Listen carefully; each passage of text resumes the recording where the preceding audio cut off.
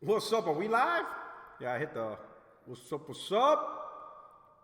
We're gonna kick it. Yo, yo! It's your boy, your only friend in these YouTube streets. Hold on, let me put the mic a little closer. No, it's chocolate ice cream, Briars. You know, I got the, there we go. I got the essentials to survive the quarantine. You hearing the echo? Yeah, everybody's thinking, yo, where is everything? All my furniture's packed up, man. I was supposed to leave.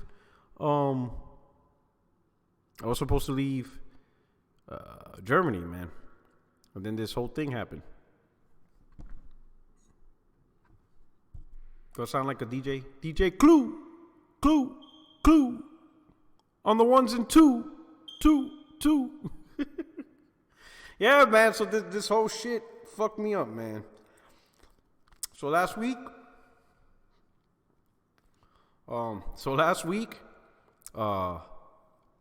Monday and Tuesday of last week, the furniture company came, or the movement company came, and packed up all my furniture. Then my wife left back to the States. She went straight to North Carolina where my house is. So she left ahead of me, and I was supposed to leave April 2nd. I was supposed to, the last final weeks, finish what I got to do, check out of the unit, you know, do my final preparation to leave. And then Secretary of Defense was like, hey, official military orders, if military members, government employees, yada, yada, yada, that are stationed or located in level 3 areas, as defined by the CDC, you can't conduct any official move for 60 days. With all my stuff gone, my wife gone, you know, pretty much in this house, I got like an air mattress now. Hey, super fi. Hopefully by next week, because right now, this place, if you want to take a look, you know, this is the living room. And behind you is the kitchen. And then down the hallway, I got 3 bedrooms and stuff. But this is the family housing, right? So hopefully by next week, I can move into the barracks, which is for bachelors, for people who aren't married. And in those, they're already furnished. They're like little furnished apartments, real small, right? Think of it like a hotel, motel type scenario, but with a kitchen and whatever. Now, if I move in there, because that's considered bachelor quarters. Yo. Hey, yo, oh, hold on. I need to get my earpiece. Oh shit. My man P Rock. Oh shit.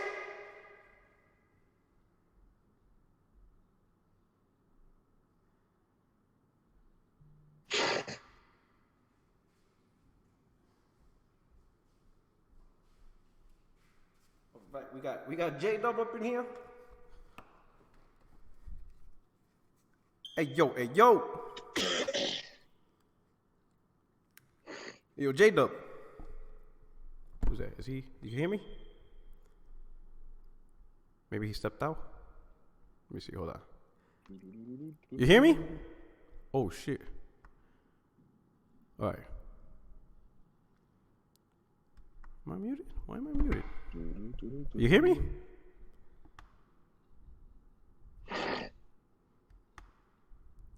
What the fuck?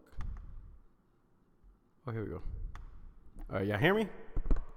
Yeah, buddy. All right. Cool. What's good, brother? What's going on, brother? Can't complain, man. Can't complain. Let me check. Everybody can hear J-Dub? How he sound? Does he sound good or does he sound like Baron? What's going on? Oh, shit. Shit. Yeah. Because we're going to go in today. Facts. Hey, it's make or break time. That's it. You know? All these fake insiders. Oh, man, that's it. No more GitHub. Exactly. Now nobody's talking about GitHub no more. Everybody's still quiet. It's quiet. Nobody's saying anything, bro. That's crazy. It's like a 24-hour armistice. They're like, Exactly. I have an armistice right now. Ain't no fighting for 24 hours. Exactly. Oh shit. Hey, man, I'm still out there tweeting my shit. You know, course. just fucking around. Triggering people, man. But like everybody is so fucking quiet. Nobody's responding. Everybody's kind of holding hands and praying and stuff. It's like, geez. Yeah, I'm telling you, man. But I'm gonna tell you, the moment Mark Cerny walk off that stage, that's when it's gonna be a war. Some kind of way shit gonna hit the fan. Yeah, it's gonna be crazy, man. We're gonna see what he actually delivers. But it's gonna be funny. Oh, there we go. Let me put this up there. I think without a doubt, everyone knows that regardless of what the T-flop number is, I think everyone knows that the PS5 is ultimately going to outsell the Xbox. That's just kind of without a doubt. Yeah. But number two, they know that Sony has those games that are going to be taking advantage of whatever kind of T-flop they have. Look the amazing stuff they did with 1.8 T-flops and 4.2 T-flops. So that's what I tell people. Since all this conversation, you know, the initial numbers of the hardware, that's overall good for gaming. You know, just in general, pushing gaming forward with great tech, great technology, great specs, you know, stuff like that. But at the end of the day, it comes down to the people and what they do with it. That's what happens at the end of the day. What do these developers do with it? Do they have the capability? Do they have the talent? Do they have the vision? You know, are there policies holding them back? You know, like for me, I still don't understand it. Why they want to tie Xbox Series X games to Xbox One? You know, this is the first time in console generation, right? This is going to be the 9th generation of gaming. This is the first time where a brand new next generation console is being advertised as the best performing games of previous generation. That was never a selling point ever. You know, I agree. Yeah, it was never a selling point, so it's pretty crazy. On that respect, you know. But I wonder if Sony's going to do the same thing. You know, I'm here talking shit about Microsoft, but I wonder if Sony's attempting to do the same thing, which I hope they're not.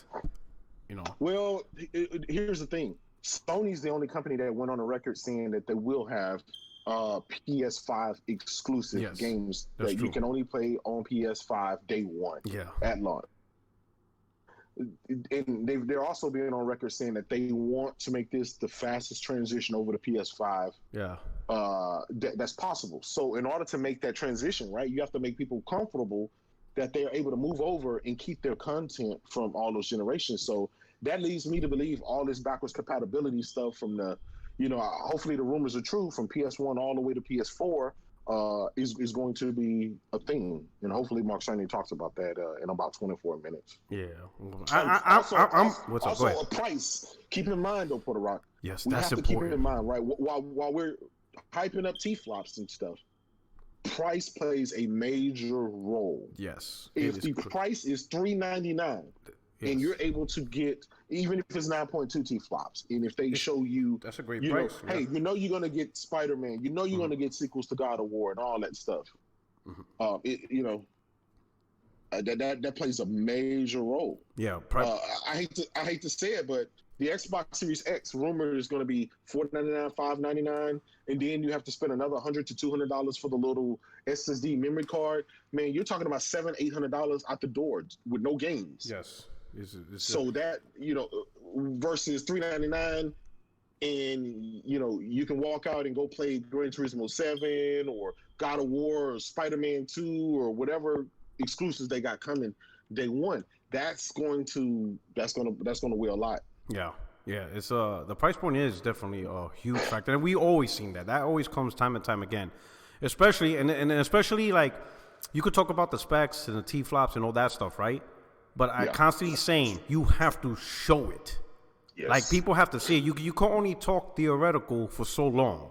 You have to put it out there and show it. And if people can't see it, if people cannot look at the screens, right, and be like, all right, I'm looking at PlayStation 5, I'm looking at Xbox Series X, you know, and if let's say there is $100 difference, and people be like, I don't see $100 difference. You know, I don't see why this is $100 more.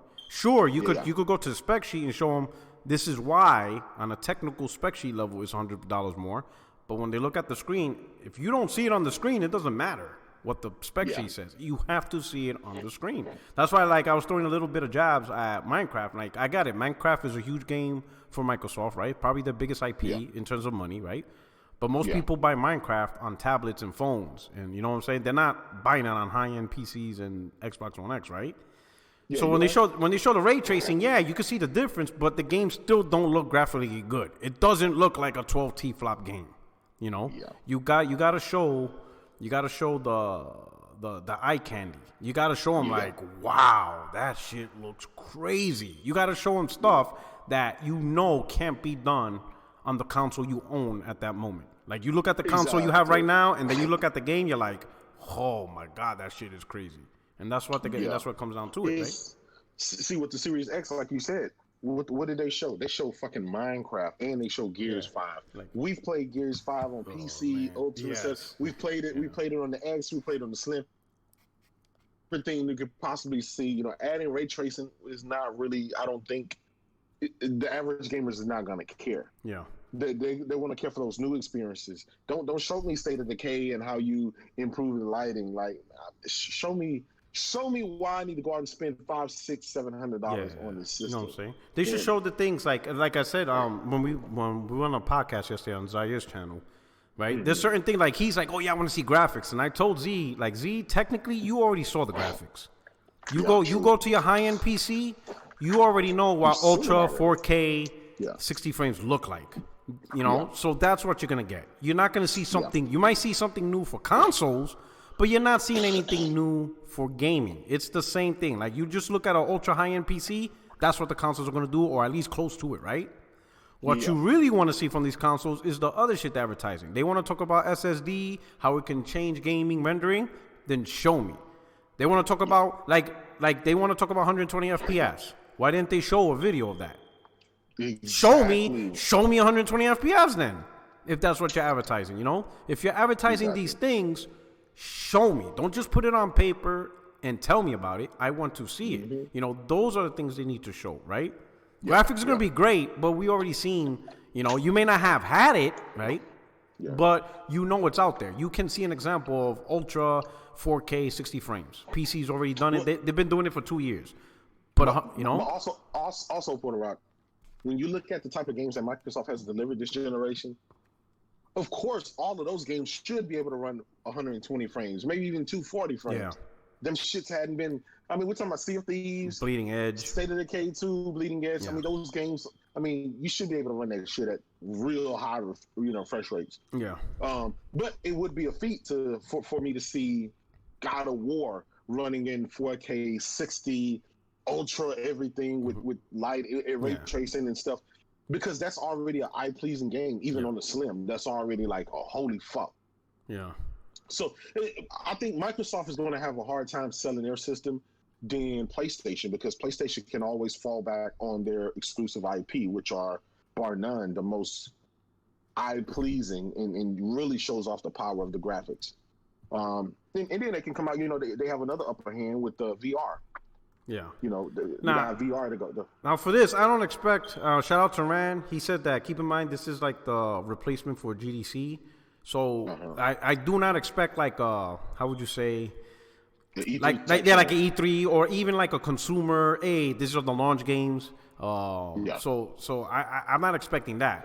But what I would like to see is at least one example of what Cerny would be talking about. Like, if Cerny wants to bring up, in his quiet, sleepy voice, we're going to have SSD, and with SSD and rendering at yada, yada, yada numbers, we can improve games and they can render. Fine, you said all this stuff.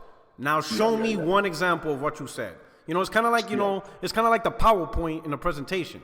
There's a guy talking to you, but he has a PowerPoint to explain the visual of what, graphs, charts, whatever.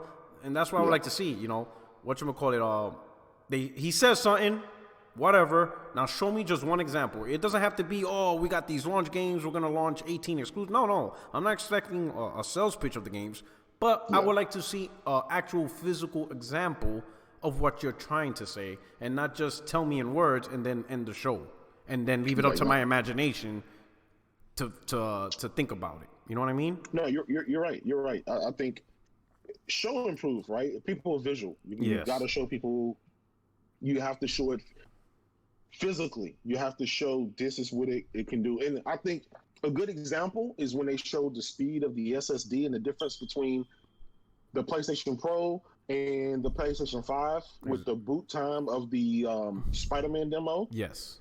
A fraction of a second versus 8 seconds loading. That's something tangible. That's something that gamers can handle. Yes. That's tangible.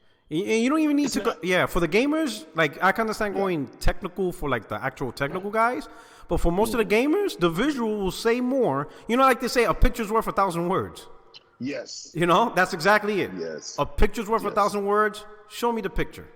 You know what I'm saying? Mm-hmm. And that would be much better, you know, for us. And that's what I'm hoping for. Yeah. I think we're gonna get it. I think again, it's about keeping things in perspective. Yeah. Most gamers are going to show up today to see all about the T-flops, right? Most of them don't care about other shit. Yeah. It's more for just fanboy fodder and just to claim the rights of the most powerful. And right now, Sony's already going on the record for being the fastest. What does that mean? I don't know. To this day, I said that from the beginning. What does fastest mean? Like, I don't understand the reference. It could be the fastest because of the SSD drive, or it could be the fastest CPU. Yeah. I don't know. We'll see. But that's what I'm looking for Mark Cerny to tell us about, you know. Yeah. So, like, if we're going to talk about fastest, right? If Sony's going to hype this fastest mantra, narrative, whatever you want to call it, I hope it's more than just loading. Like the example with Spider-Man where you see him traversing the game at a much higher speed.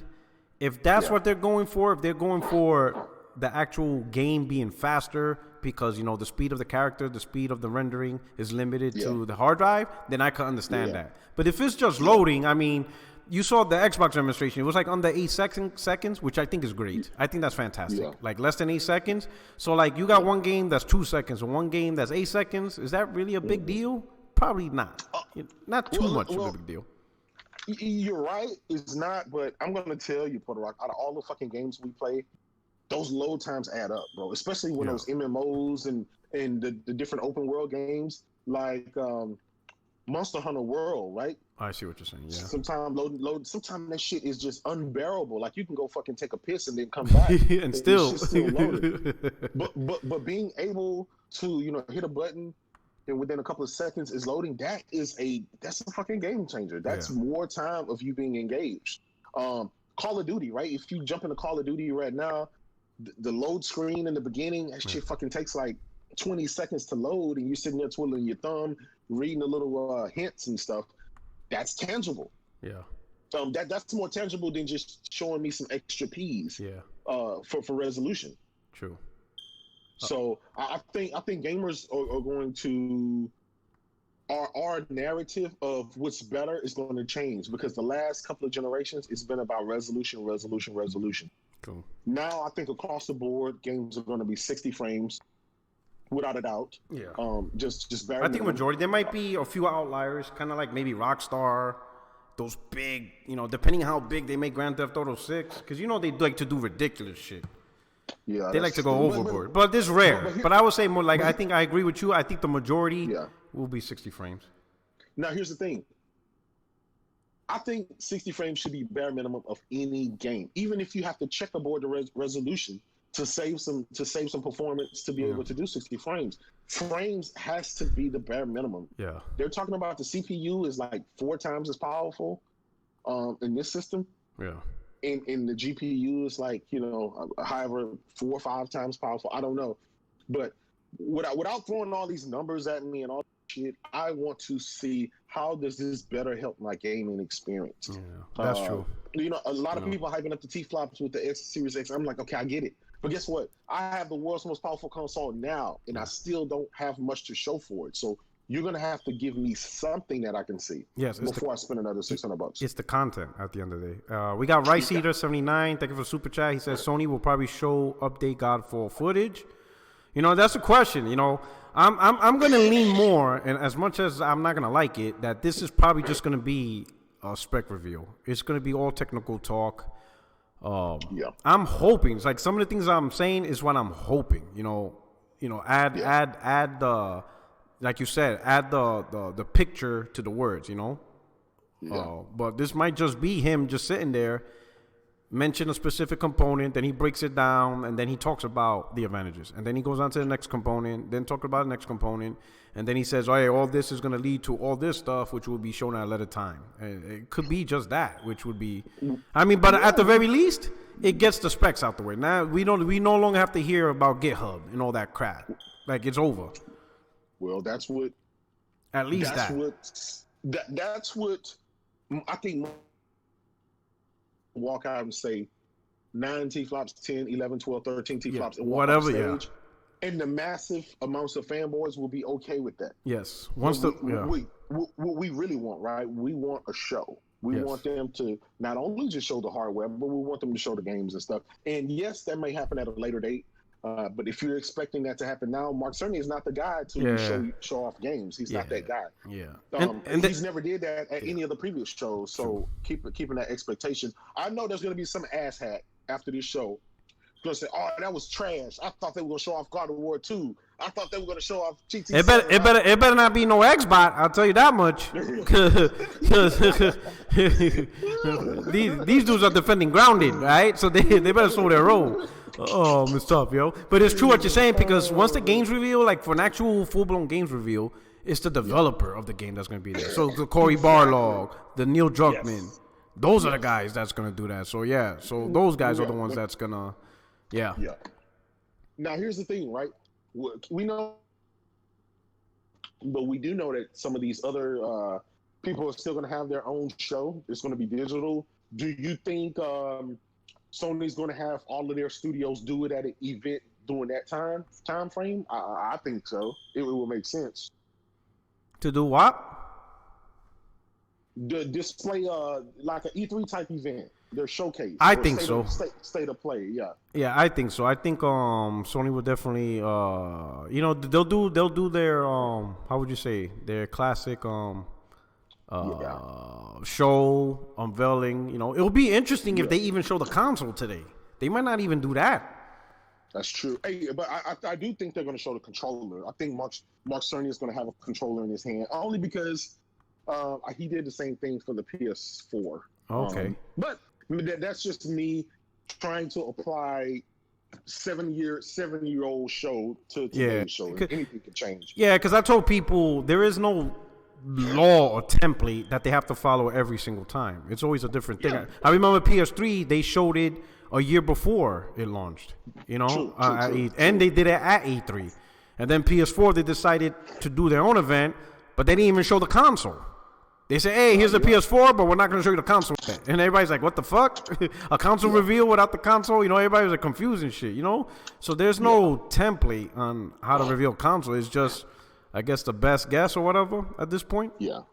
Well, here's a big question for you, Puerto Rock. Yeah.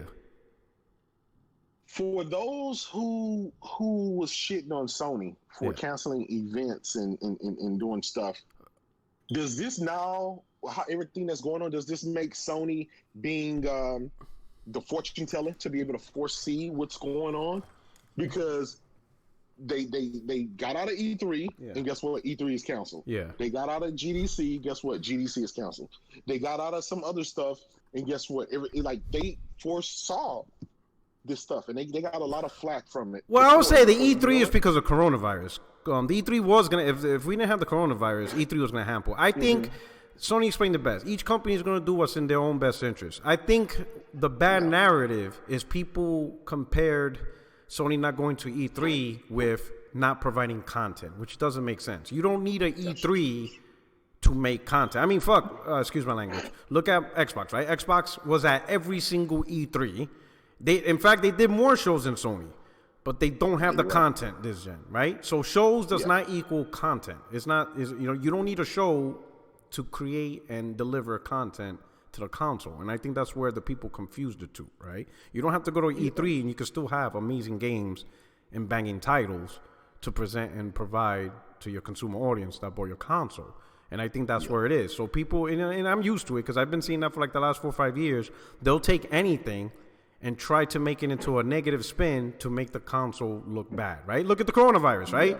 Sony didn't go to PAX And, you know, you saw people damage controlling. Oh, Sony's just making excuses. It's not that big of a deal. People saying, why are people in Boston worried about shit that's happening in China? And look at us now. You got people, you got people that can't even go to work. They have to stay in their homes. You understand what I'm saying? But they used it to try to create a narrative. And I constantly tell everybody, you know, these things don't attribute to a bad console. There's only one thing that's going to make a console look bad, and that's lack of games, lack of compelling games. It's a gaming console. I don't understand why anybody else in the world doesn't see that. You're a gamer with the word game in it. These are gaming consoles with the word game in it. So what makes people think that game isn't the most heaviest factor in these decisions? They pick the most craziest things to say this is what makes a console good. No, it's games. That's it. I'm gonna tell you why, Puerto Rock.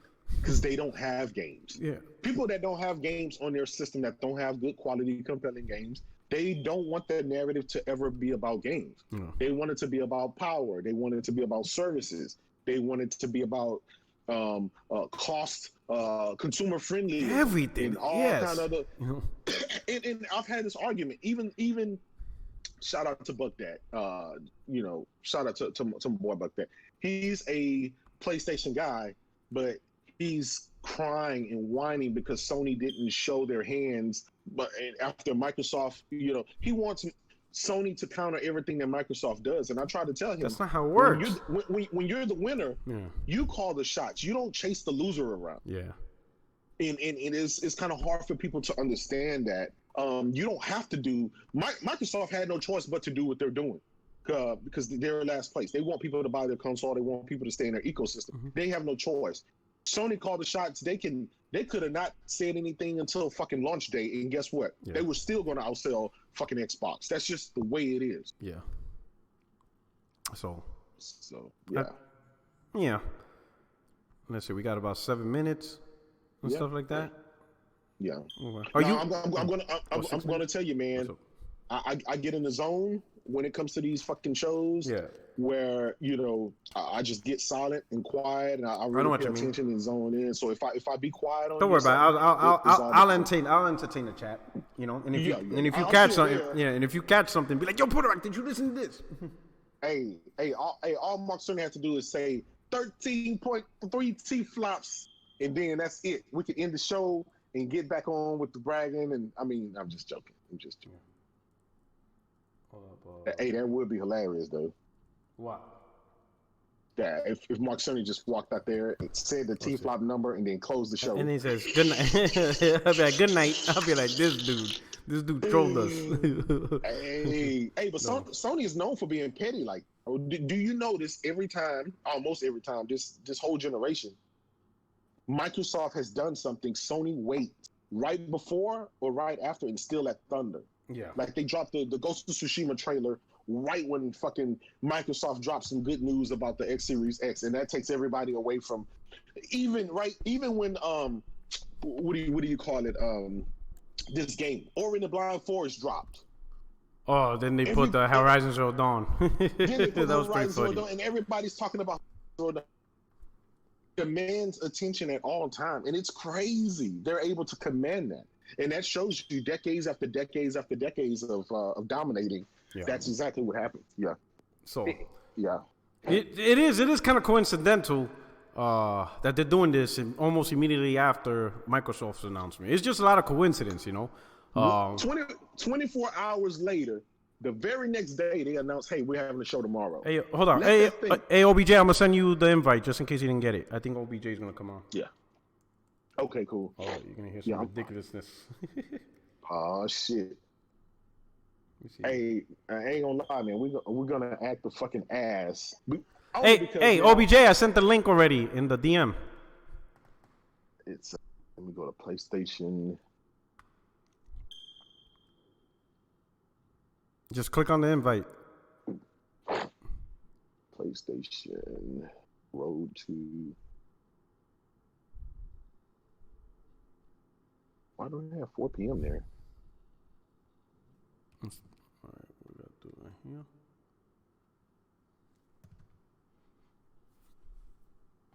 Premieres in 3 minutes. Yep, yeah, premiere in 3 minutes. We're about to see this boring shit. I ain't gonna lie. Yo, remember the first time we saw the State of Play? I was mad as hell. I was like, it took me longer to set up the goddamn stream. Carlos Crespin, you were trying to calm me down. I was pissed. I was like, this motherfucker. Put a rock. Calm down. It's okay. That shit was over when I finally got the stream up. I'm like, this motherfucker, my stream. Yo, Carlos Crespin, thanks for the super chat. He says, Sony are the masters of counter-attacking. Yeah, they are. They're like fucking Sekiro Shadow Die Twice and shit. Yeah, Puerto Rock. I remember that, man. I was like, but damn, Puerto Rock, you took 10 minutes to get the show up. Yo, that shit was when I'm like, yo, I'm like, yo, the stream is live, and then that shit ended. I'm like, what the fuck? Exactly. Oh shit! Hey, shout out to Solid Little Snake. Hey man, I'm sorry about that. I will change my smoke detector battery fan. I know, bro. I think he's talking about me. I think he's talking. You too? Me too. Well, it could be you. Yeah. But I've been known to let my shit beat for fucking years. I checked out. You know? Well, this is base housing, so I ain't changing shit. Yeah, you already packed up. You yeah, man. Empty room. Yeah, man. I got my fucking. I had to buy another TV because I packed both of them up, right? Yeah. And then when this shit happened, I'm like, you know what? I'm gonna buy me a TV, man. Fuck. And I bought me an air mattress. And luckily, I kept my PlayStation because I usually travel with that. Okay. I packed the Xbox because I ain't carrying that shit around. Yeah. Oh. Hey, by the way, the Xbox One X is $199. I saw that. $200. It's not a bad deal. Cheaper. It's $200 cheaper than the PS4 Pro. That shows you the value. Yeah. I think they're trying to clear stock. They're like, let's get this shit out of here. Yeah. But isn't that crazy how the PS4 Pro is always sold out and that motherfucker hadn't had a price drop yet, an official price drop. It's still $399. Okay, it's about to start, man. Here we go. Hey, he said the channel's locked, P-Rock. Who, mine? My channel's locked? OBJ, yeah. He said, it's not locked. Well, let me see. It wasn't locked for me. I'm gonna send them another link in the thread. Okay. I'll tell him. All right. Hold on, OBJ. I'm gonna send you another. Oh, he's talking about the no, because I gotta give him rights. Oh, okay. Okay, hold on. Did you already sign up? I gotta see his name. Give me. Is he online? I don't see him online though. Okay, I see him. Hold on. Let me give him rights. Hold on, OBJ. The Cerny-nator. Hey, Puerto Rock, but I do believe these systems will be into next year. All right. Hey, OBJ, try to come in now. There you go. There you go. The man, the myth, the legend. I had to give OBJ God rights. OBJ. I had to give you 9.2 T-flops of power. Here we go. Okay. Here we go. You know, I hope doesn't happen. I hope, it starts, but you still gotta wait another 10 minutes. You're like, fuck. Yeah. Oh, see, I knew it. Look. 2 minutes, yep. I knew it. They always do this shit. All right, people, we're 2 minutes away from being disappointed. Oh shit. Man, look here, man. We positive right here. We positive. Look, that thing 9.2 though, man. You know I don't care. 9.2, man. I'm aborting mission. I ain't even gonna lie to you. I'm aborting mission. Shit. Y'all gonna be looking for Jimmy Hoppy out this motherfucker.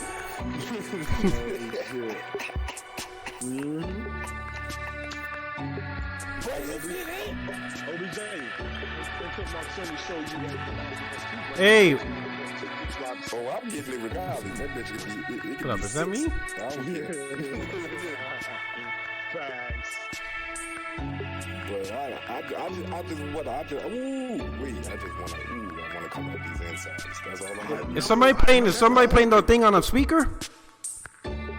What's that mean? Hold up. Yeah, I muted mine. Y'all hear something?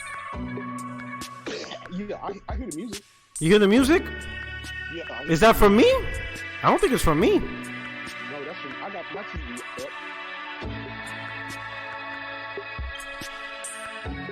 Yeah, I got mine up. Hey, I'm about to mute. Hold on. That shit loud as hell. We gonna be able to hear what the hell he's saying?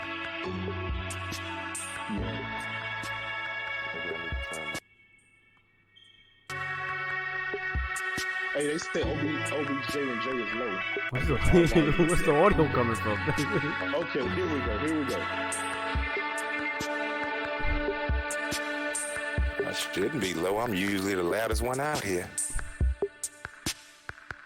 He's talking. Can y'all hear me? Hi. Y'all can hear me in the chat? Unfortunately, we had to cancel the talk that we had planned for GDC. But we Can do you hear have me in the chat? some super exciting news about PS5. And who better to bring that to you than the one and only Mark Cerny. Without further ado, over to you, Mark. Thank you, Jim. There will be lots of chances later on this year to look at the PlayStation 5 games. Today, I want to talk a bit about our goals for the PlayStation 5. He already let you know we ain't talking games today. Development of the console. I think you all know I'm a big believer in console generations. Once every 5 or 6 or 7 years, a console arrives with substantially new capabilities. There's a lot of learning by the game developers, hopefully not too overwhelming, and soon there's games that could never have been created before. Now, it used to be that as a console designer, you'd somehow intuit what would be the best set of capabilities for the new console, and then build it in complete secrecy.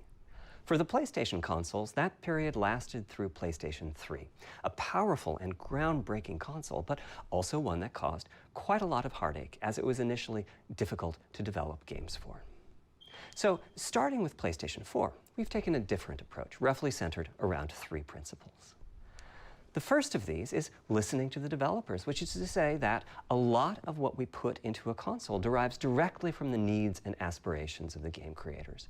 We definitely do have some ideas of our own, but at the core of our philosophy for designing consoles is that game players are here for the fantastic games, which is to say that game creators matter. Anything we can do to make life easier for the game creators or help them realize their dreams, we will do. So, about once every 2 years, I take a tour of the industry. I go to the various developers and publishers, sit down, and discuss how they're doing with the current consoles and what they'd like to see in future consoles. This requires weeks on the road, as reaching the bulk of the game creators involves talking to well over 100 people at something like 24 publishers and developers. And it is incredibly valuable. Damn, this guy talks like a lecturer. By the way, the feature most requested by the developers, that was an SSD, which we were very happy to put in the hardware, but a lot of problem solving was required. I'll be doing a deep dive on the SSD and surrounding systems later on in this talk. It's also key to make a generational leap while keeping the console sufficiently familiar to game developers. I think about this in terms of balancing evolution and revolution. Now, with PlayStation 1, 2, and 3, the target was a revolution each time with a brand new feature set. That was great in many ways, but time for the developers to get up and running got longer with each console. In the past, I've called this time to triangle. Here's what I had for those 3 consoles. To be clear, I'm not talking about time to make a game. Developers will be ambitious, and it may take them 6 years or so to realize their vision. What I'm talking about is that dead time before graphics and other aspects of game development are up and running, and trying to minimize that. On the other hand, if we're trying to reduce that dead time to 0, that means the hardware architecture can't change at all. We're handcuffed. We need to judge for each feature what value it adds and whether it's worth the increase in developer time needed to support it. So with PlayStation 4, we were able to strike a pretty good balance between performance and familiarity. We got required learning back to PlayStation 1 levels. With PS5, the GPU was definitely the area we felt the most tension between adding new features and keeping a familiar programming model. Ultimately, I think we've ended up with something under a month of getting up to speed. That feels like we're striking about the right balance. I'll go into a bit more detail later today about our philosophy with the GPU and the specific feature set that resulted from it. Hey, yo, OBJ. It's also very important for us, as the hardware team, to find you about to get your master's. by which I mean something other than CPU performance, GPU performance, and the amount of RAM. The increase in graphics performance over the past 2 decades has been astonishing, but there are other areas in which we can innovate and provide significant value to the game creators, and through them, the players. That's why the SSD was very much on our list of directions to explore, regardless of what came out of the conversations with game developers and publishers. The biggest feature in this category is the custom engine for audio. That's today's final topic. The push for vastly improved audio, and in particular, 3D audio, isn't something that came out of the developer meetings. It's much more the case that it sounds like he married to a keyboard. 5 years from now. So he pretty much gave us the topic outline we could take to set us on that path. So here again are the three principles. The first being enabling the desires of developers to drive the hardware design. To me, the SSD really is the key to the next generation. It's a game changer. And it was the #1 ask from developers for PlayStation 5. So they went straight to the SSD. We know it's probably impossible, but can you put an SSD? So you know the GPU is weaker. That was a discussion we were also having internally. It was clear that the presence of a hard he pulled drive out a Sony Vaio. a lot of things that would simply have been Wait a minute, that motherfucker still has a Vaio? They still exist. That motherfucker has a Vaio! When we were having these conversations, developers were Yo, I didn't catch that. That motherfucker has a Vaio and laptop. a lot of developer time was being spent. That's just from like 2013. I want to focus in on just one number, so you already know which is they how don't give a damn long about no it takes to T-flops, load a gigabyte of data from a hard drive. The difficulty being that hard drives are neither particularly fast nor flexible. If all your data is in one block, which is frankly not very likely, you can load 50 to 100 megabytes a second, depending on where the data is located where I on don't the know hard drive. what the Let's fuck assume is it's on going the on. outside. I have no idea what is going on. If you compress your game packages, you can fit more data on the Blu-ray disc and also effectively See, this is what I'm talking about. They're going to talk about all this theoretical knowledge We stuff, support zlib decompression. but show it. That gets you something like 50% more data. You know what on I'm the disc saying? And 50% higher. Because this is all developer. These are the guys who actually make the games. They Unfortunately, understand. though, it's highly likely that your But data as a is gamer, scattered around in show various it to us. files on the hard drive, as well as sourced from multiple locations within those they files. might So as well be lots talking of Hebrew seeks right are now. needed Show a at lot of 2 math in this to motherfucker. 50-ish milliseconds. Stock each. market's crashing. We ain't My trying to rule know of about no thumb is that the hard goddamn drive is spending 50 megabits of its inner time edge. seeking, and only a third of its time actually loading data. Putting all of that together, a gigabyte is They could very have just roughly damn 20 dropped the seconds tweet to listing the load. specs out of this motherfucker. Now, a gigabyte is not much data. Games are using 5 or 6 gigabytes of RAM on PlayStation 4, so boot times and He said load they could have times can dropped a get tweet pretty in this grim. motherfucker. We could have Or to ignored put it. that differently, as a player, you wait for the game to boot, wait for the game to load, wait for the level to reload every time you die. Yo, I'm looking and at the you wait for what PlayStation is chat. euphemistically There's a lot of called Z's. fast Shit is funny. and all of that leads to the dream. What if we could have not just an SSD, but a blindingly fast SSD? If we could load 5 gigabytes a second from it, what would change? Now, SSDs are completely different from hard drives. They don't have seeks as such. If you have a 5 gigabyte a second SSD, you can read data from 1,000 different locations in that second, pretty much at speed. As for time to load a gigabyte, this is next gen we're talking about. So instead we should be asking how long to load. Oh man, And this is the what I was answer afraid is of, bro. about I told you, 1/4 man. of This a is second. like That's for people amazing. going We're for their talking doctor's 2 degree. orders of magnitude, meaning very roughly 100 times faster. Which means at 5 gigabytes a second for the SSD, the potential is that the game boots in a second. There are no load screens. The game just fades down while loading a half dozen gigabytes and fades back up again. Same for a reload. You're immediately back in the action after you die. And fast travel becomes so fast, it's blink and you miss it. Might As need to game hand my boy creators, we Mark go from Cerny a trying to damn distract 5-hour the inning. player from how long it takes, like those Spider-Man subway rides, to being so blindingly fast that we might even have to slow that transition down. Pretty cool, right? But for me, this is not the primary reason to change from a hard Motherfucker's like, drive to "Okay, an boomer." SSD. The primary reason for an ultra-fast SSD is that it gives the game designer freedom. Or to put that differently, with a hard drive, the 20 seconds that it takes to load a gigabyte can sabotage the game that the developer is trying to How long create. is this shit? God I damn. think almost all of us in the room have experienced this, maybe in different ways. Say we're making an adventure game, and we have two rich He says environments 5 where we gigabytes each per want second, new mind blowing. textures and MS, models to fill memory. blowing Which you can do as long MSSX as you doors have a long off. staircase or elevator ride or a windy corridor I where think I you missed can the super ditch chat the from old you also assets earlier. and then take 30 Yeah, seconds Ricey or so also thanks for to super load chat. He the said new assets. Xbox been talking Having a about some 30-second MS elevator mindshare ride is with a their little little extreme. reveal and More leaks. realistically, So we he got can everyone the chunk entire the internet world waiting into a with number bated of breath for smaller pieces, PS5. and then do some calculations with sight lines and run speeds like we did for Haven City when we were making Jak 2. The game is 20 years old, but not much has changed since then. All those twisty passages are there for a reason. There's a whole subset of level design dedicated to this sort of work, but still, it's a giant distraction for a team that just wants to make their game. So when I talked about the dream of an SSD, part of the reason for that 5 gigabyte a second target was to eliminate loads, but also part of the reason for that target was streaming. As in, what if the SSD is so fast that as the player is turning around, it's possible to load textures for everything behind the player in that split second. If you figure that it takes half a second to turn, that's 4 gigabytes of compressed data you can load. That sounds about right for next gen. Anyway, back to the hard drive. Another strategy for increasing effective read speed is to make big sequential chunks of data. For example, we might group all the data together for each city block. That removes most of the seeks, and the streaming gets faster. But there's a downside too, which is that frequently used data is included in many chunks and therefore is on the hard drive many, many times. Marvel's Spider-Man uses this strategy, and though it works very well for increasing the streaming speed, there's a massive duplication as a result. Some of the objects like mailboxes or news racks are on the hard drive 400 times. What I'm describing here are things that cramp a creative director's style. Either level design gets a little bit boring in places, or the data is duplicated so many times that it no longer fits on the Blu-ray disc. And you end up with hard limits on the player's run speed or driving speed. The player can't go faster than the load speed from the hard drive.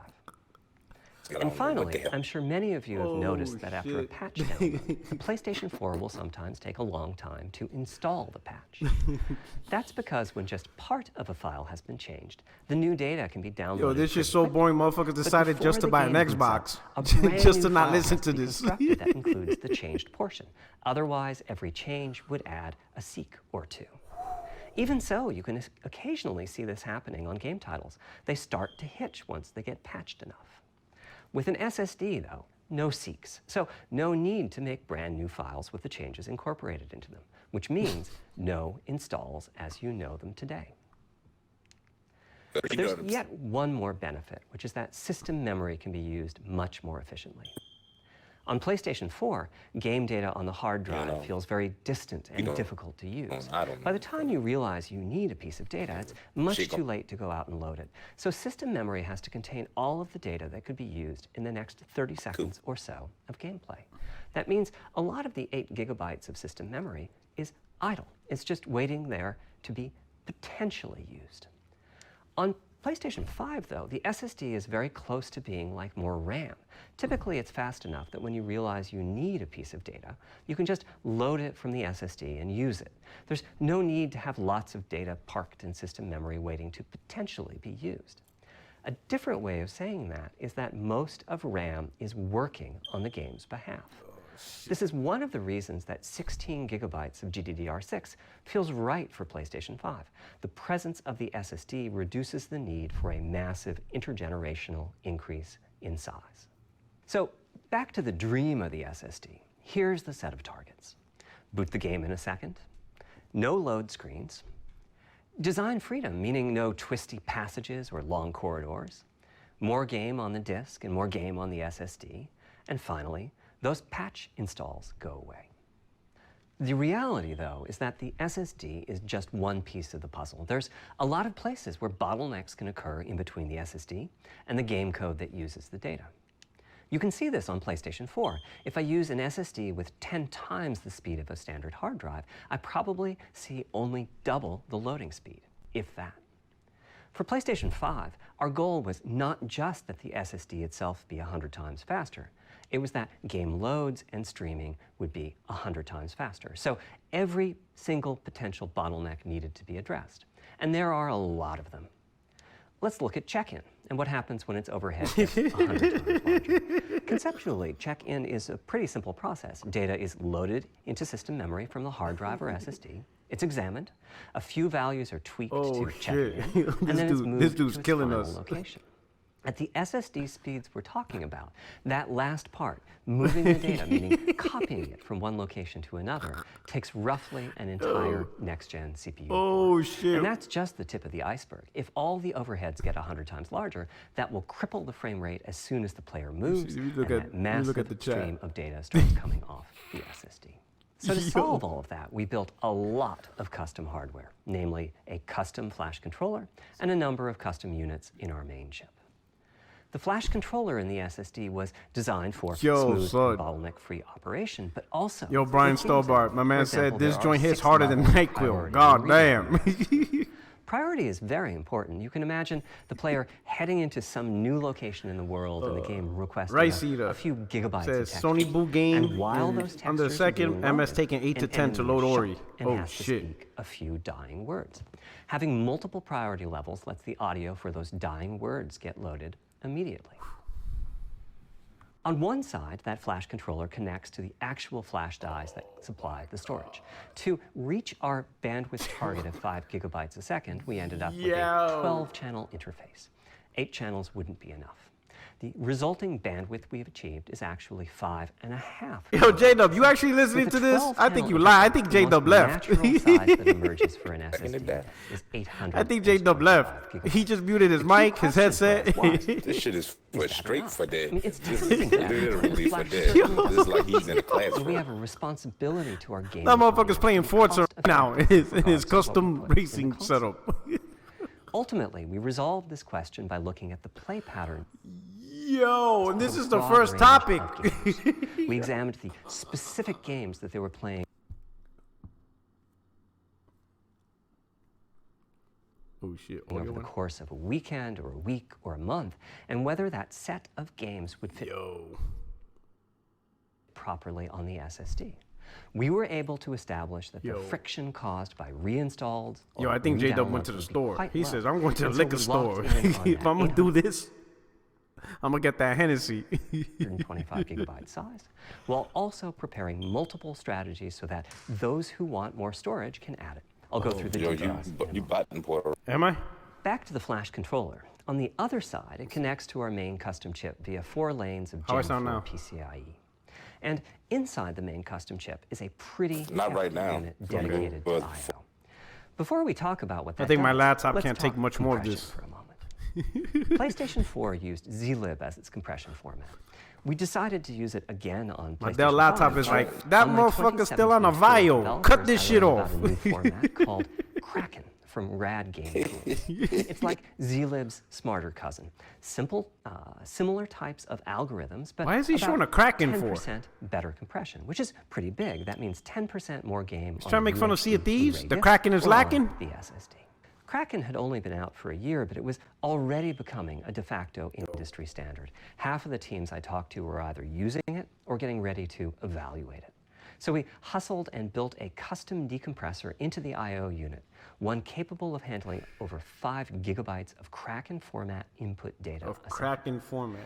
After decompression, that typically becomes 8 or 9 gigabytes. But the unit itself is capable of outputting as much as 22 gigabytes a second if the data happen to compress particularly well. By the way, fuck is he talking about? That custom decompressor equates to 9 of our Zen 2 cores. That's what it would take to decompress the Kraken stream with a conventional. I can tell you right now. There's a lot more, including a motherfucker talking about Kraken decompression. Exactly fuck is you talking about? The data coming off of the SSD. This equates to another Zen 2. That nigga gonna say thanks for coming. The primary purpose is to remove check-in as a bottleneck. Yo. I'm not even going to get on Twitter today. I'm going to log off. These aren't Zen 2 cores. They're there principally to direct the variety of custom hardware around. Oh, shit. One of the coprocessors is dedicated to SSD I/O. This lets us bypass traditional file I/O and its bottlenecks when I'm gonna tell you why all these YouTube tech guys ain't got shit on Cerny. Memory mapping, which I know doesn't sound like anything related to the SSD, but a lot of developers map memory as part of file I/O, and this too can become a bottleneck. There are coherency engines to assist the coprocessors. Coherency comes up a lot in places. Probably the biggest coherency issue somebody to break this shit down in layman's terms. Flushing all of the GPU caches whenever the SSD is read is an unattractive option. It could really hurt the GPU performance. So we implemented a gentler way of doing things. Yo, this dude Warlock, I say he's talking so much he could have gotten O.J. Simpson off. And custom scrubbers in several dozen GPU caches do pinpoint evictions of just those address ranges. The best thing is, as a game developer, when you read from the SSD, you don't need to know any of this. You don't even need to know that your data is compressed. You just indicate what data you'd like to read from your original uncompressed file and where you'd like to put it, and the whole process of loading it happens invisibly to you and at very high speed. Back to the dream. Thanks to all of that surrounding hardware, our 5.5 gigabytes a second really should translate we are into still something talking like about the 100 SSD. times faster I/O than PS4, and allow the dream of no load screens. Yo, this shit's 9.2 T-flops, bro. Reality. I'm telling you now. Expandability of our SSD is going to this shit's like 10 T-flops. Watch. Flash is costly. They putting way too much conversation on this SSD. In the console. Now, the kind of storage you need depends on how you're going to use it. If you have an extensive PlayStation 4 library and you'd like to take advantage of backwards compatibility to play those games on PlayStation 5, then a large external hard drive is ideal. Well, he mentioned backwards compatibility, but is it just PS4? Play them directly from there, thus saving the pricier SSD storage for your PlayStation 5 titles, or you can copy your active PlayStation 4 titles to the SSD. About to find out if your purpose in adding more storage is to play PlayStation 5 titles, though, ideally you would add to your SSD storage. We will be supporting certain M2 SSDs. These are internal drives that you can get on the open market and install in a bay in the PlayStation 5. See, told ya. As for which ones we support, people were knocking Xbox. I'm like, yo, PlayStation's gonna do the same thing. That commercial drive has to be at least as fast as ours. Games that rely on the speed of our SSD need to work flawlessly with any M2 drive. When I gave the Wired interview last year, I said that the PlayStation 5 SSD was faster than anything available on PC. At the time, commercial M2 drives used PCIe 3.0, and 4 lanes of that cap out at 3.5 gigabytes a second. In other words, no PCIe 3.0 drive can hit the required spec. M2 drives with PCIe 4.0 are now out in the market. Okay. We're getting samples and seeing 4 or 5 gigabytes a second from them. By year's end, I expect there will be drives that saturate 4.0 and support 7 gigabytes a second. Having said that, we are comparing apples and oranges, though, because that commercial M2 drive will have its own architecture, its own flash controller, and so on. For example, the NVMe specification lays out a priority scheme for requests that the M2 drives can use. And that scheme is pretty nice, but it only has 2 true priority levels. Yo, this is giving me a headache, dog. 6. We can hook up a drive with only 2 priority levels, definitely, but our custom I/O unit has to arbitrate the extra priorities rather than the M2 drive's flash controller. And so the M2 drive needs a little extra speed to take care of issues arising from the different approach. That commercial drive also needs to physically fit inside of the bay we created in PlayStation 5 for M2 drives. Unlike internal hard drives, there's unfortunately no standard for the height of an M2 drive, and some M2 drives have giant heat sinks. In fact, some of them even have their own fans. Right now, we're getting M2 drive samples and benchmarking them in various ways.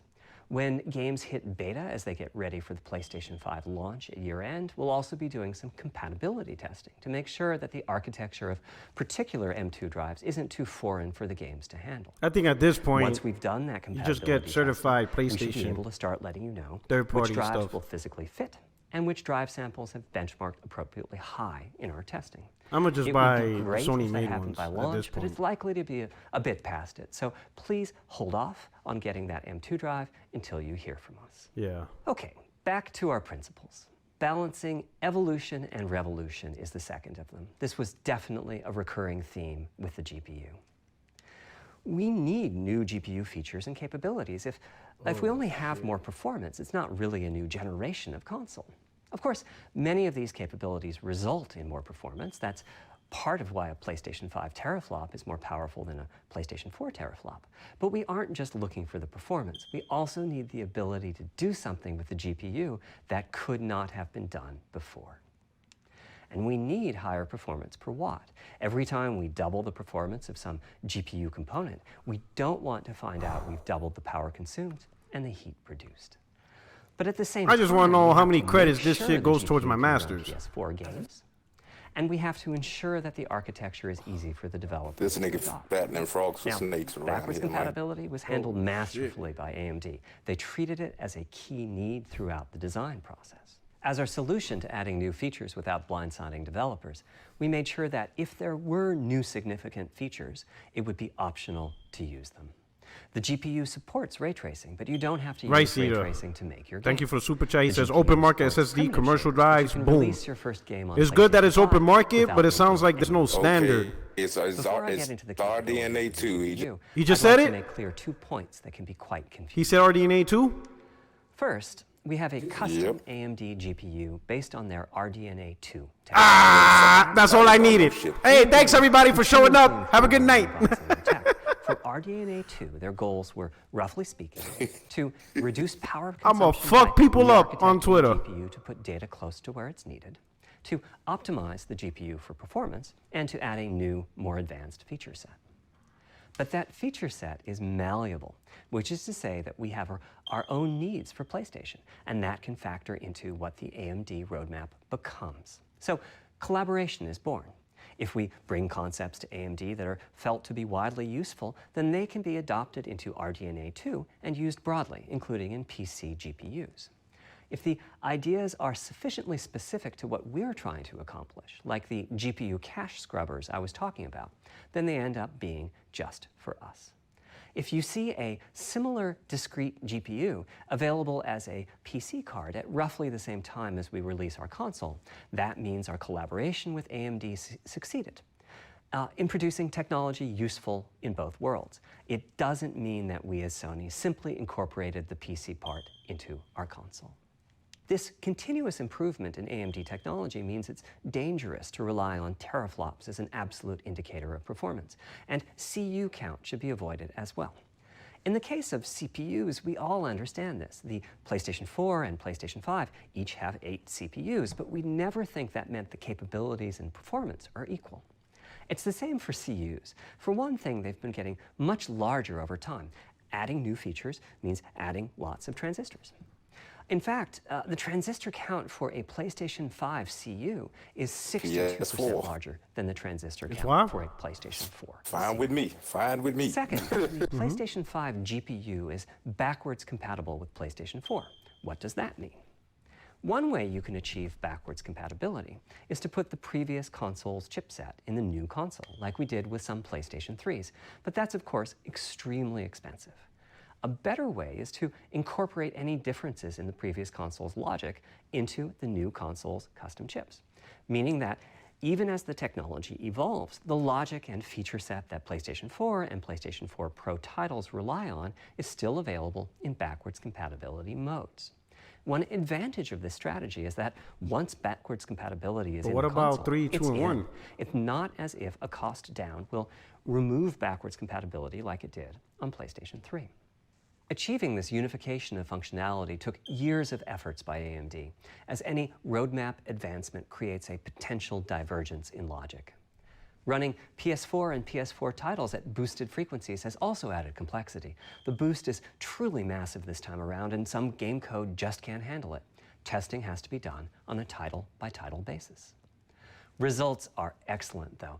We recently took a look at the top 100 PlayStation 4 titles as ranked by playtime, and we're expecting almost all of them to be playable at launch on PlayStation 5. With regards to new features, as I said, our strategy was to try to break new ground, but at the same time not to require use of the new GPU capabilities. For more than a decade, GPUs have imposed a restriction on game engines. Software handles vertex processing, but for the most part, dedicated hardware is responsible for the triangles and other geometry that the vertices form.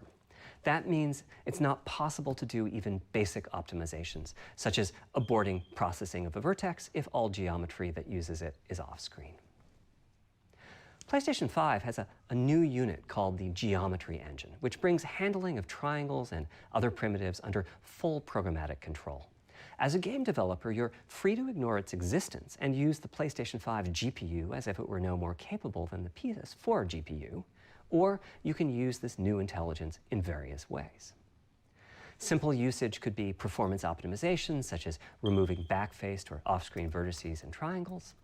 More complex usage involves something called primitive shaders, which allow the game to synthesize geometry on the fly as it's being rendered. It's a brand new capability.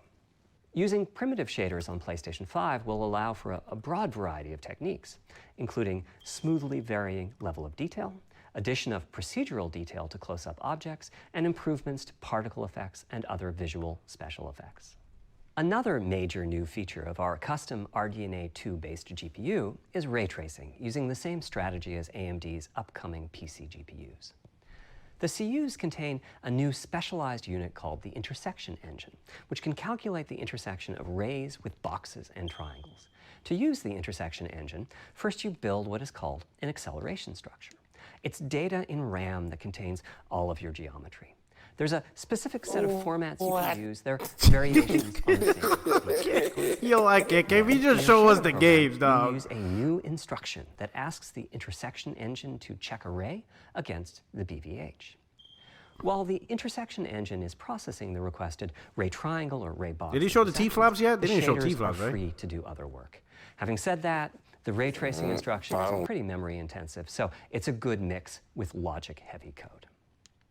There's of course no need to use ray tracing. PS4 graphics engines will run just fine on PlayStation 5, but it presents an opportunity for those interested.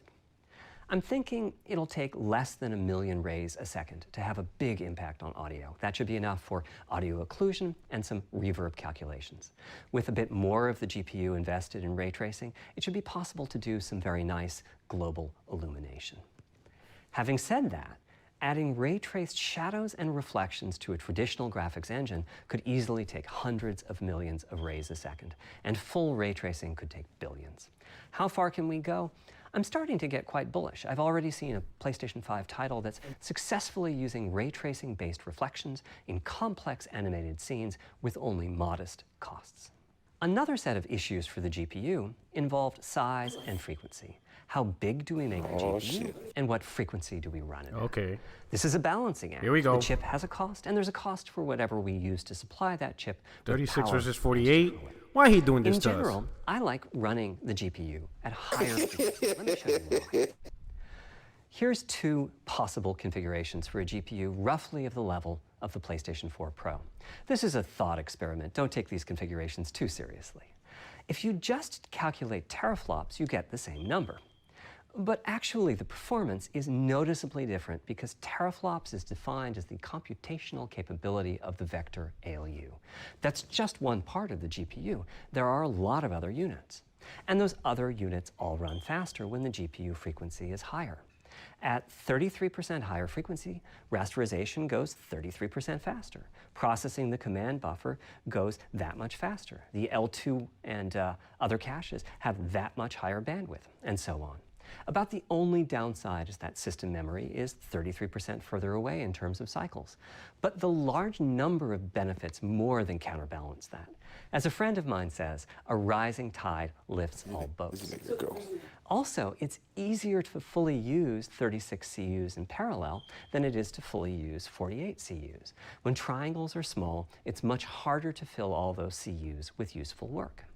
So there's a lot to be said for faster, assuming you can handle the resulting power and heat issues. This motherfucker put an axe. We haven't always done the best job at. Part of the reason for that is, historically, You see that our chart? process for setting CPU and GPU frequencies has relied on some heavy-duty guesswork with regards to how much electrical power games will consume and how much heat will be produced as a result inside of the console.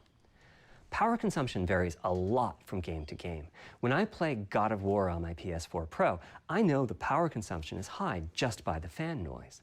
But power isn't simply about So does the rest of the world. It's about the minutia of what's being displayed and how. Shit sounds like a It's Boeing counterintuitive, 747. But processing dense geometry typically consumes less power than processing simple geometry, which is, I suspect, why Horizon's map screen, with its low triangle count, makes my PS4 Pro heat up so much. Our process on previous consoles has been to try to guess what the maximum power consumption this ain't J-Dub cut class. console lifetime might be, which is to say, the worst case scene in the worst case game. You ever heard that one thing from J-Dub? That motherfucker skipped class. He like, fuck this shit. If we get it right, fan noise is minimal. Motherfucker playing handball in the park. The console will be quite loud for the higher power games, and there's even a chance that it might overheat and shut down if we misestimate power too badly. PlayStation 5 is especially challenging because the CPU supports 256-bit native instructions that consume a lot of power. These are great here and there, but presumably only minimally used. Or are they? If we plan for major 256-bit instruction usage, we need to set the CPU clock substantially lower or noticeably increase the size of the power supply and fan. So, after much discussion, we decided to go with the very frequent direction on PlayStation 5. Shit. We built a GPU with 36 CUs. Mind you, RDNA 2 CUs are large. Each has 62% more transistors than the CUs we were using on PlayStation 4. So if we compare transistor counts, 36 RDNA 2 CUs equates to roughly 58 PlayStation 4 CUs. It is a fairly sizable GPU. Then we went with a variable frequency strategy for PlayStation 5, which is to say we continuously run the GPU and CPU in boost mode. We supply a generous amount of electrical power and then increase the frequency of GPU and CPU until they reach the capabilities of the system's cooling solution. It's a completely different paradigm. Rather than running at constant frequency and letting power vary based on the workload, we run at essentially constant power and let the frequency vary based on the workload. We then tackled the engineering challenge of a cost-effective and high-performance cooling solution designed for that specific power level. In some ways, it becomes a simpler problem because there are no more unknowns. There's no need to guess what power consumption the worst-case game might have. As for the details of the cooling solution, we're saving them for our teardown. I think you'll be quite happy with what the engineering team came up with. So, how fast can we run the GPU and CPU with this strategy? The simplest approach would be to look at the actual temperature of the silicon die and throttle the frequency on that basis. But that won't work. It fails to create a consistent PlayStation 5 experience. It wouldn't do to run a console slower simply because it was in a hot room. So rather than look at the actual temperature of the silicon die, we look at the activities that the GPU and this CPU is bananas, are performing kid. and set the frequencies on that basis. Playing in my which makes everything strategy, my deterministic. nigga. I already know. Dog. Yo, there's a hell, this is it, bro. And send any Imagine going through this unused shit power from the over CPU and to the over GPU and over. so it can squeeze out a few more pixels. The benefits of this strategy are quite large. Running a GPU at 2 gigahertz was looking like an unreachable target with the old fixed frequency strategy. With this new paradigm, we're able to run way over that. In fact, we have to cap the GPU frequency at 2.23 gigahertz so that we can guarantee that the on-chip logic operates properly. 36 CUs at 2.23 gigahertz is 10.3 teraflops, and we expect the GPU to spend most of its time at or close to that frequency and performance. Similarly, running the CPU at 3 gigahertz was causing headaches with the old strategy. But now we can run it as high as 3.5 gigahertz. In fact, it spends most of its time at that frequency.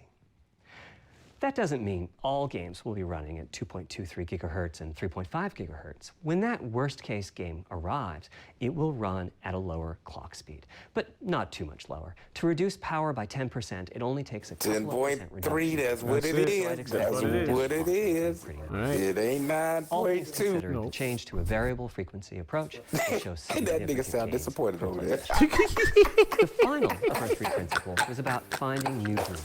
It's important for us on the hardware team to find new ways Yo, I'm for asleep. gaming. and that's shit. what led us to focus on 3D. Motherfuckers are crying.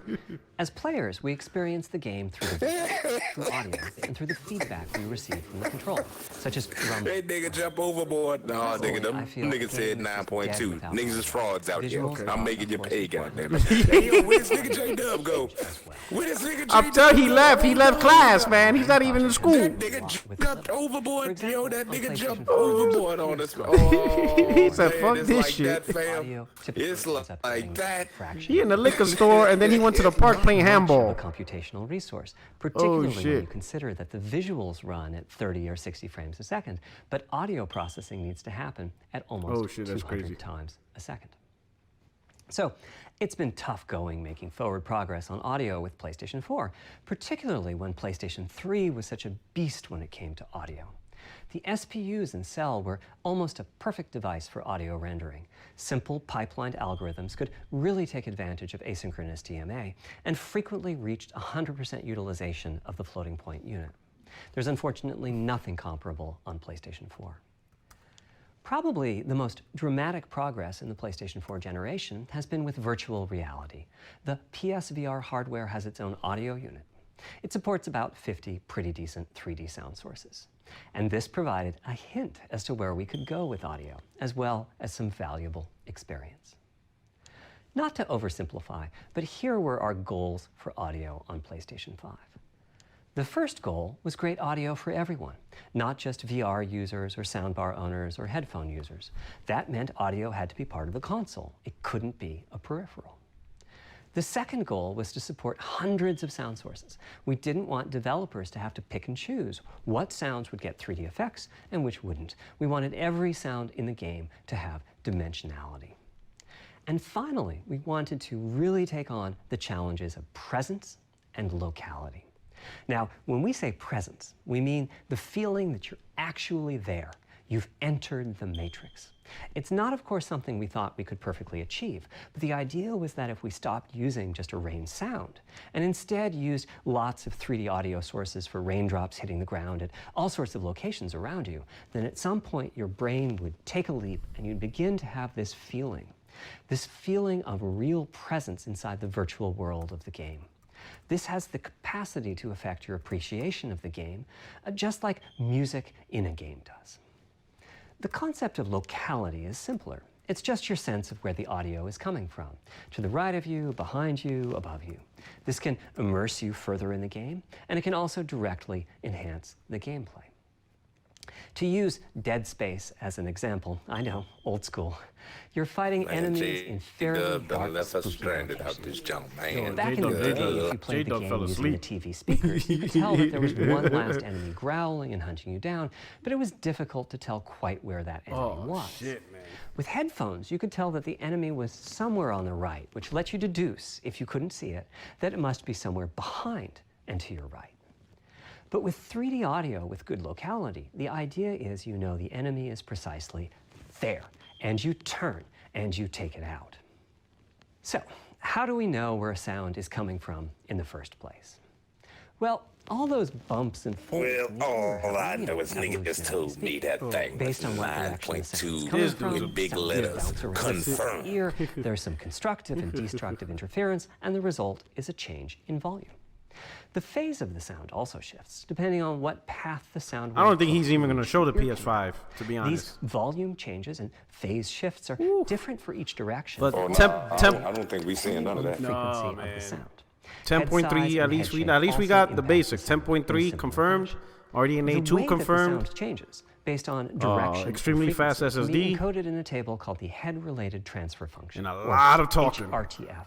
Here's part. I'm going to come out with a The master's. vertical axis is the frequency. The horizontal axis is the direction. For real, this shit better be applied towards my degree. Attenuation of the sound at that frequency. The HRTF is as unique to an individual as You know, the price is going to be interesting. you're I don't think they're looking going to talk line about by the price here. Here's how we measure. But if they could HRTF. release this We've taken console for hundreds of people's $399, processes. We put that a would be microphone huge. in the subject's left and right ear canals, and then sit the subject down in the middle of an array of 22 speakers. What the hell? We then play an audio sweep. Eurogame, I got it at 10.28. In the course of 10 Oh, specifically, exactly? sample the HRTF at over 1,000 That's what they got it at. I don't know. No, it's Using an temporary. HRTF when rendering audio creates unparalleled quality, but it's computationally expensive. The simplest way to use an HRTF is to process a sound source to make it appear as if it's coming from one of those 1,000 locations we sample. Unfortunately, the processing has to be done in frequency domain rather than time domain, so there's multiple fast Fourier transforms needed for every sound source for every audio tick. That's a lot of multiplies. This computational complexity was the determining factor for our strategy. It meant we had to bite the bullet and design and build. I knew good and well it wasn't no goddamn 13. I knew that. Collectively, we're referring to the hardware unit and the proprietary algorithms we run on it as Tempest 3D Audio Tech. The meaning of 3D audio and technology should be pretty obvious here. As for Tempest, I feel it really reflects our goals with audio. It suggests a certain intensity of experience and also hints at your presence within it. We're calling the hardware unit that we built the Tempest engine. It's based on AMD's GPU technology. We modified a compute unit in such a way as to make it very close to the SPUs in PlayStation 3. Remember when I said that they were ideal for audio? So the Tempest engine has no caches, just like an SPU. All data access is via DMA, just like an SPU. Our target was that it would have more power than a CPU, thanks to the parallelism that a GPU can achieve, and that it would be more efficient than our GPU, thanks to the SPU-like architecture. The goal being to make possible near 100% utilization of the CU's vector units. Where we ended up is a unit with roughly the same SIMD power and bandwidth as all 8 Jaguar cores. Oh yeah, I definitely see why they're waiting on price now. If we were to use the same algorithms as PSVR, that's enough for something like 5,000 sound sources. But of course, we want to use more complex algorithms, and we don't need anything like that number of sounds. It would have been wonderful if a simpler strategy, such as using Dolby Atmos peripherals, could have achieved our goals, but we wanted 3D audio for all, not just those with licensed soundbars or the like.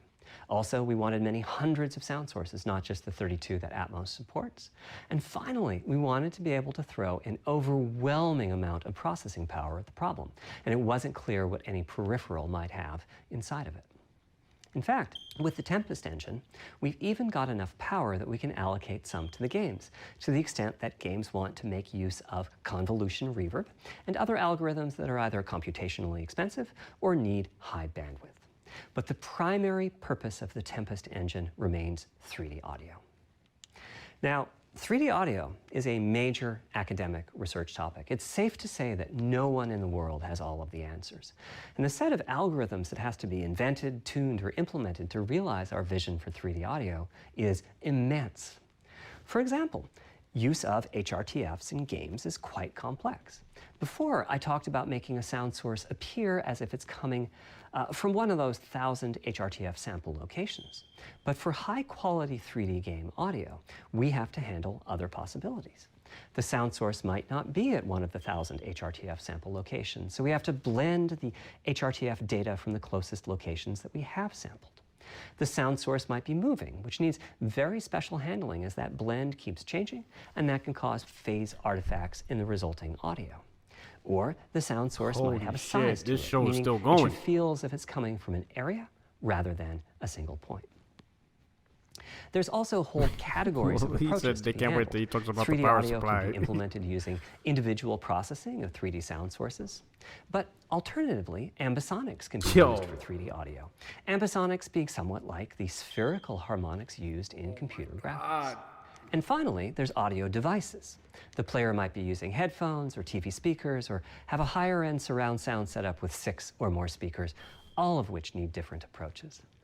That's a lot of variations. It's nice to have the computational resources of the Tempest engine, but it's clear that achieving our ultimate goals with 3D audio is going to be a multi-year, this is like being a lecturer at step-by-step MIT, process. dog. Holy Having shit. said that, headphone audio implementation is largely complete at this time. It was a natural place for us to start. With headphones, we control exactly what each ear hears, and therefore the algorithmic development and implementation are more straightforward. For TV speakers and stereo speakers, we're in the process of implementing virtual surround sound. Do you hear the this idea motherfucker being talking? that if you're sitting in a sweet spot in front of the TV, then the sound can be made to feel as if it's coming from any direction, even behind you. Virtual surround sound has a lot in common with 3D audio on headphones, but it's more complex because the left ear can hear the right speaker and vice versa. We have a basic implementation of virtual surround sound up and running. We're now looking at increasing the size of that sweet spot, which is to say, making the area you need to be in to feel the 3D effect larger. And we're also working to boost the sense this is a of deep dive shit. Headphone audio is the current gold standard for 3D audio on PlayStation 5. I'm gonna change my YouTube but channel we're to going see Dr. what Porter we can Rock. do to bring virtual surround sound. I'm gonna come out to with a similar doctor's level, degree with this after shit. which we'll start in on setups with more speakers, such as 6-channel surround sound. It's now to the point where some of the PlayStation 5 games in development are extensively using these systems. One of the game demos allows you to toggle between conventional PlayStation 4 style stereo audio. Yeah, man, the and our battle new has already 3D started audio. on Twitter. I listened with Well, just an they're ordinary already over-the-ear headphones. bumping heads. Wow, I could feel it The different. 20 3D the audio 24 from calling people out. The 24 hours of Conventional peace stereo is audio over. feels smashed flat by comparison. Yeah, the peace treaty improvement overplay. is obvious. So, a big advancement, but have I entered the matrix? Does my brain believe I'm really there? Like I was talking about earlier when I explained our target of presence. Well, if you made a video and you said 9.2 is confirmed, that is not a guess. That is not a prediction. It was the default. That is not an opinion. The audio You team said analyzed confirm that shit is a hundreds of lie. pictures and chose the A one lie. that felt was the closest fit to the total game playing audience. This shows a piece of the default HRTF on the left and my HRTF on the right. You can see that the general features are much the same, but the details are quite different. With the default HRTF, as I said, the 3D audio sounds pretty great. When I use my HRTF, though, the audio reaches a higher level of realism, which is to say This that when using motherfucker headphones named and audio my after HRTF, himself. I occasionally get fooled and even think a sound is coming from the real world when it's actually coming He called it from my Cerny HTF. This motherfucker named his shit after his own is that name. there are a few people whose HRTFs are sufficiently far from the default HRTF, that's the red dot here, that they can toggle between PS4 style and PS5 style audio Oh and not shit! sense I'd rather much play difference. Sea of Thieves. I've had a few people describe the PlayStation 5's 3D audio Nah, I as ain't sounding got like quite there a bit from stereo audio. Not quite. It's not there yet. Edges of this topic. Yeah, it ain't quite there. Oh, Me, he said, "Nah, what they showing heat HRTF you're vision." using is key. Oh, this shit gave me a I'd headache. like everyone to be able to experience what I'm Yo. experiencing, but obviously it's not possible to measure the HRTF I feel like throwing of up right every now, dog. PlayStation user. Yo, this is crazy. That means HRTF selection and synthesis are going to be big topics going forward as the Tempest technology matures. At PlayStation 5 launch, we'll be offering a choice of 5 HRTFs. There's a simple test where you pick the one that gives you the best locality. That's just the first step, though. This is an open-ended research topic. Maybe you'll be sending us a photo of your ear, and we'll choose a neural network to pick the closest HRTF in our library. Maybe you'll be sending us a video of your ears and your head, and we'll make a 3D model of them and synthesize the HRTF. Maybe you'll play an audio game to tune your HRTF. We'll be subtly changing it as you play and home in on the HRTF that gives you the highest score, meaning that it matches you the best. This is a journey we'll all be taking together over the next few years. Ultimately, we're committing to enabling everyone to experience that next level of realism. Hopefully, I've been able to illustrate a bit about our design and decision-making process today and why PlayStation 5 has the feature set that it does. Now comes the fun part. We get to see how the development community takes advantage of that feature set. I'm hoping for the completely unexpected. It's over? Will it come Oh, from thank audio, God. or ray tracing, Oh. the capabilities of the SSD, or something else? I guess we'll find out soon. It's over. enough. Thank you for your time Oh, today. thank you, Jesus. Oh my God, it's over. It's over. Yo. It's over. Oh, thank God. Thank Yeah. God. Yo, where were you at, J-Dub? Hey, I told you I was watching. You are lying. Where did you Yeah, go? You couldn't bring some drinks for the brothers? Nigga, what the fuck was that? Oh my god. Yo. Listen, this man gave you his own Digital Foundry Yo, breakdown. Digital Foundry, this motherfucker was that dude from Ferris Bueller Days Off, bro. Fuck is we doing here? Like Bueller. Oh shit, what was that? Oh man. Hello?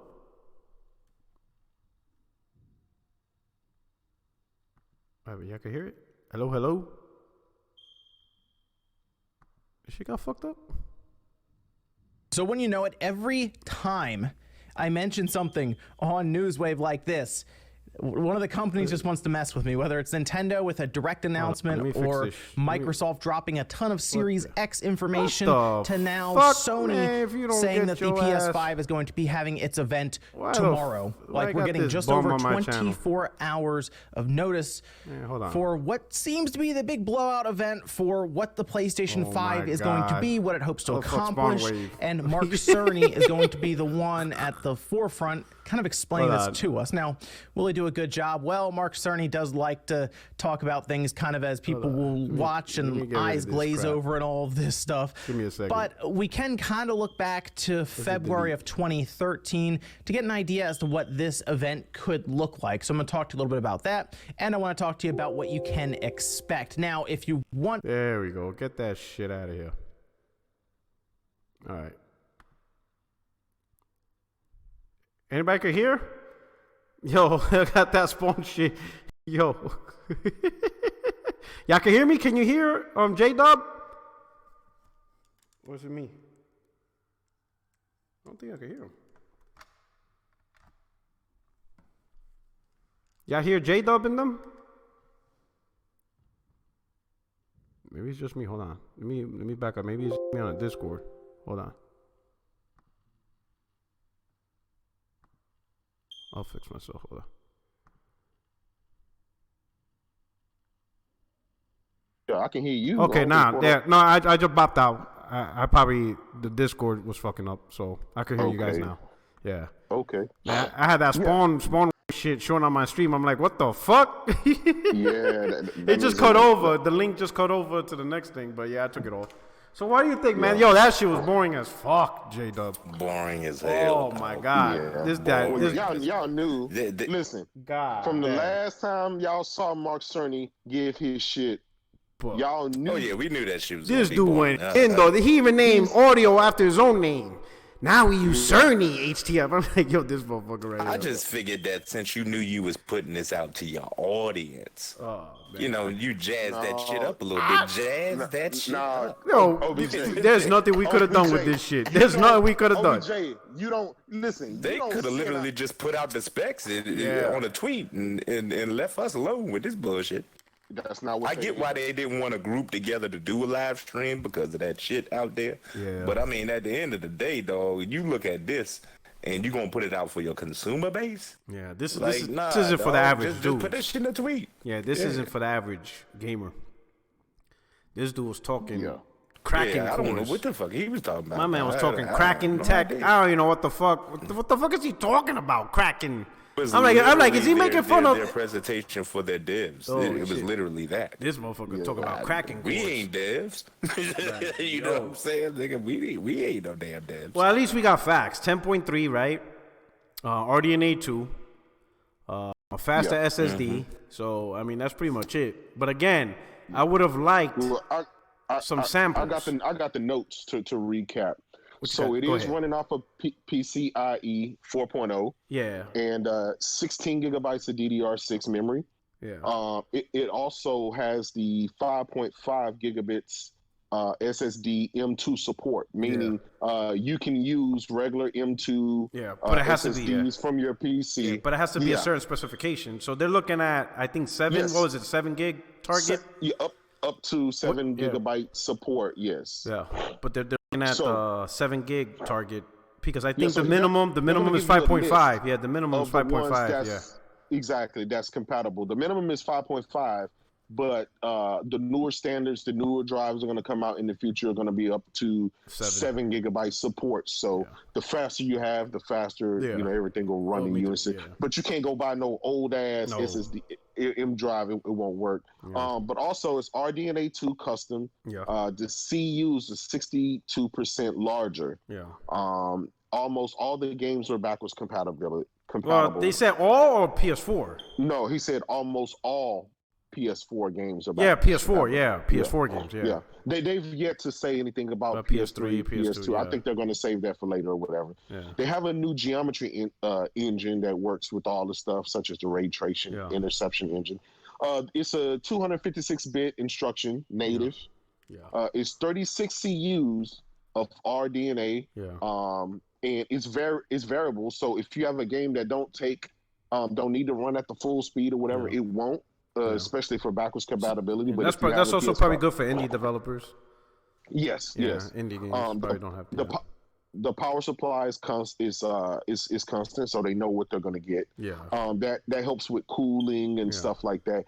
It's 2.23 gigahertz, which leads to 10.3 T flops. Okay. So that's standard. The CPU runs at 3.5 gigahertz. Which is standard. The new PS5 VR support, 3D audio, 6-channel surround sound and stuff like that. So that's a recap of the biggest stuff that he kind of targeted on and stuff Condensed. like this. Yes, and prior to this show, Porter Rock, we talked about what our expectations were for Mark Cerny. Yeah. We said based on his history, what he does is he breaks down this stuff on a scientific level. And so we didn't or shouldn't have expected him to come out with a bunch of games and all this stuff. That's not what he do. Yeah. And I know, some people, I want to see the games. There's going to be a time for that. Yeah. This is not, if you expected Mark Cerny to come out here and show you the fucking games, that's a you problem. You expected something that he's never been. He gave a technical breakdown of each particular item. But one thing to note from this is the SSD speed is twice as fast as the Xbox Series X. It's insane. Because they're looking at beyond just faster loading. They're trying to eliminate loading. They're trying to do like no loading type. No loading, which is pretty amazing. Ins. You Nothing. Don't have to wait just for texture pop-ins. You just play. It's instantaneous. Yeah, you just play. So that's fine. So what we saw from Xbox Series X is how you had like 5, 6, 7, 8 seconds between the games and for stuff to load. This here is instantaneous. It's instant. And obviously he did say though, in which is crazy, but you're going to be able to install a M2 SSD drive in your system. And it doesn't look like you can go to Micro Center or Best Buy and buy a drive, open your system up. You just make sure, that's pretty good. Just make sure it's just at the right spec. So I'm going to just wait till Sony, because normally I would buy a drive before the launch, but I'm going to wait till after the launch. But here's the thing, Porter Rock. Unless they come out the info sooner. Listen, that eliminates any of that proprietary shit, because Microsoft, you have to buy the proprietary little small cards. Yeah. This, you can go to your local Best Buy or Micro Center or Amazon and just order the drive just like you would a PC. So the pricing on that is going to be. He did mention though, for whatever reason, they don't have a standard design across all those devices.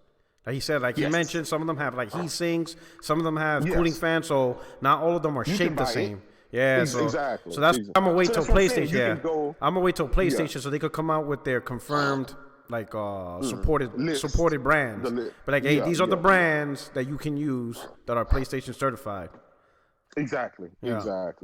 So, but on the Xbox Series X, they have the little drive, the little hole in the back, little square, that where you got to buy those specific cards to plug in.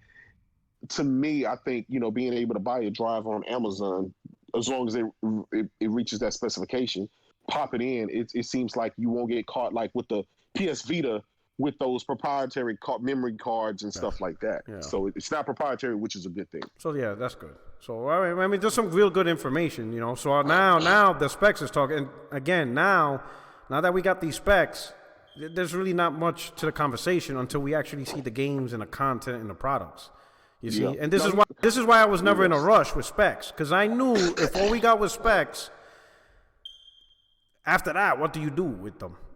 Like, there's not much you can do. All you could do is have stuff that's left in the imagination, And I mean, so hopefully over the next couple of months, we get to see actual games and content, to put these specs in perspective and stuff like that. But based on what you see right now, what do you think the price might be? What do you think Sony's looking at? I think $499.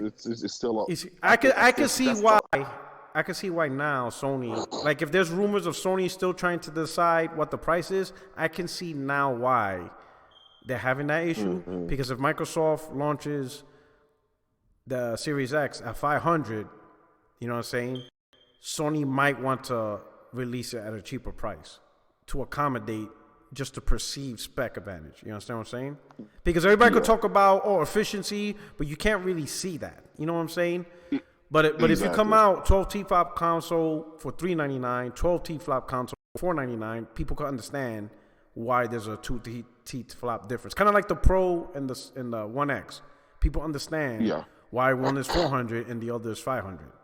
So I could see why Sony might be looking at, do we really want to launch, our console at the same price of the Series X and then have the narrative of the Xbox being more powerful but at the same price, Yeah, and here's the thing, right? There's some wiggle room there. There's some wiggle room. Maybe, who knows? Maybe PlayStation might do it again. Maybe they may launch at a at $399 and try to undercut. I could see that. Shout out to Lionel. He says, so J-Dub, how does this stack up to the Series X? He says what? J-Dub, Lionel B says, hey, so J-Dub, how does this stack up to the Series X? I think it's a 1.7 T-flop difference, which in the grand scheme of things, I don't think I don't think it makes that big of a difference, especially if Sony has twice the speed SSD drive. So Sony with the PS5 are going to be doing some things that the so if we went with the numbers specifically, it's a 1.8. So 1.7. Yeah, 1.7 difference. So, but these specs are so high. That's going to be the real question. Are you going to be able to see the difference between the two platforms, given a 1.7 T-flop difference? That's really what's going to come down to it. Exactly. So I'm saying, So I don't think you're going to see much difference between the two. It's not going to be a difference. 12 T-flop, 12.1 versus 10.3. It's really not going to be that big of a difference, Exactly. I don't think so. You might see some things different also, but I think you're going to see the bigger difference you're probably going to see is the loading, when somebody, especially over time, when somebody sees, let's say, even 8 seconds is fast, right? But if you're playing on PlayStation and they somehow make the games where you don't load at all, and then you go over to an Xbox, 8 seconds is going to seem a lot. You're going to be like, God damn, your console still loads? Like, you just don't. Exactly. So it depends on what Sony's going for. Yeah. You botting out here to me, man. Oh, me? I don't know what's going on. I've been quiet because I've been fighting the war out this. Oh shit, who's buying? I'm buying or J-Dub? Yeah, you botting, man. You botting. Well, no, you good now. You good right now. Okay. What you just said, you good. All right. But I'm already. My man say he's fighting in this war by himself. All right. Okay. So let's give some final thoughts because this shit was long. OBJ, what you thought? What did you like from whatever you can get? I think the presentation, I know it was made for developers. The presentation was trash. Yeah. But I know Sony's developers is going to use that damn power to its full advantage. That's it. And them damn games, they still going to make the best goddamn games than everybody else. I already know that. That's so it. I know is that 9.2 shit was false. Yup. It was fake. Fake news. Niggas is out here RDNA lying. 1. You know what I mean? The RD, all that. You know what I'm saying? Niggas is lying. Okay. Yeah. So that's all I know. You know what I'm saying? That it is what it is. You know what I'm saying? Day one. Yeah. PS5. J-Dub. That is it. Shit. Hold up. Ashton Lucas says, wow, can't believe the PS5 is as weak as the CW Superman. We the Flash, all right? We Barry Allen. What'd she say? She said, wow, can't believe the PS5's as weak as the CW Superman. She got jokes out here. Oh, shit. Lucas got jokes. Now, we the Flash. We Barry Allen. We we gonna see your ass with a PS5 next gen like everybody else too. we Barry Allen up in this motherfucker. That's the Barry Allen console. Yeah, here's the big takeaway from it. All the motherfuckers that's been spending 6 months talking about 9.2 T flops, they gotta hold that L. Yep. They gotta hold that L. They take the L. RDNA 1, take the L. All the RDNA 1, all the RDNA 1.5, all the hybrid, software ray tracing, all of that shit, all the deep batches of the world, that's a L. Now, here's the thing about it, right? Those guys are going to cling to the 12 T flops, and I get it, you know, right? If I was in a position, I would too. Yeah. But we're looking at a they 1. need it. Yeah, they need it. We're looking at a 1.7 T flop difference. That isn't that similar to on par to what we have? With pretty much. With exactly, the Pro, with the Pro and the X. Yeah. Now here's the thing. What that do for? That threshold. As more power you get, right, the return on investment gets a lot lower. Yeah. So unless Microsoft can bring some games that'll show you 1.7 difference, because I think any PlayStation guy will pit a PlayStation Slim against the Xbox One X when it comes to games and the quality of games and how it shows. Exactly. I mean, now here's the thing. You make it a great point, because that 1.7, right? You gotta remember, Microsoft still has to make games at least for the next 2 years for the Xbox One. You understand what I'm saying? So they have this multi-platform strategy of supporting PC, their own console, and the last generation console, right? If let's say a studio like Santa Monica or Naughty Dog, and they only focus on the PS5 and that's it, you understand what I'm saying? That's an advantage, because they're only focusing on one architecture and they're gonna do the most they can, you know?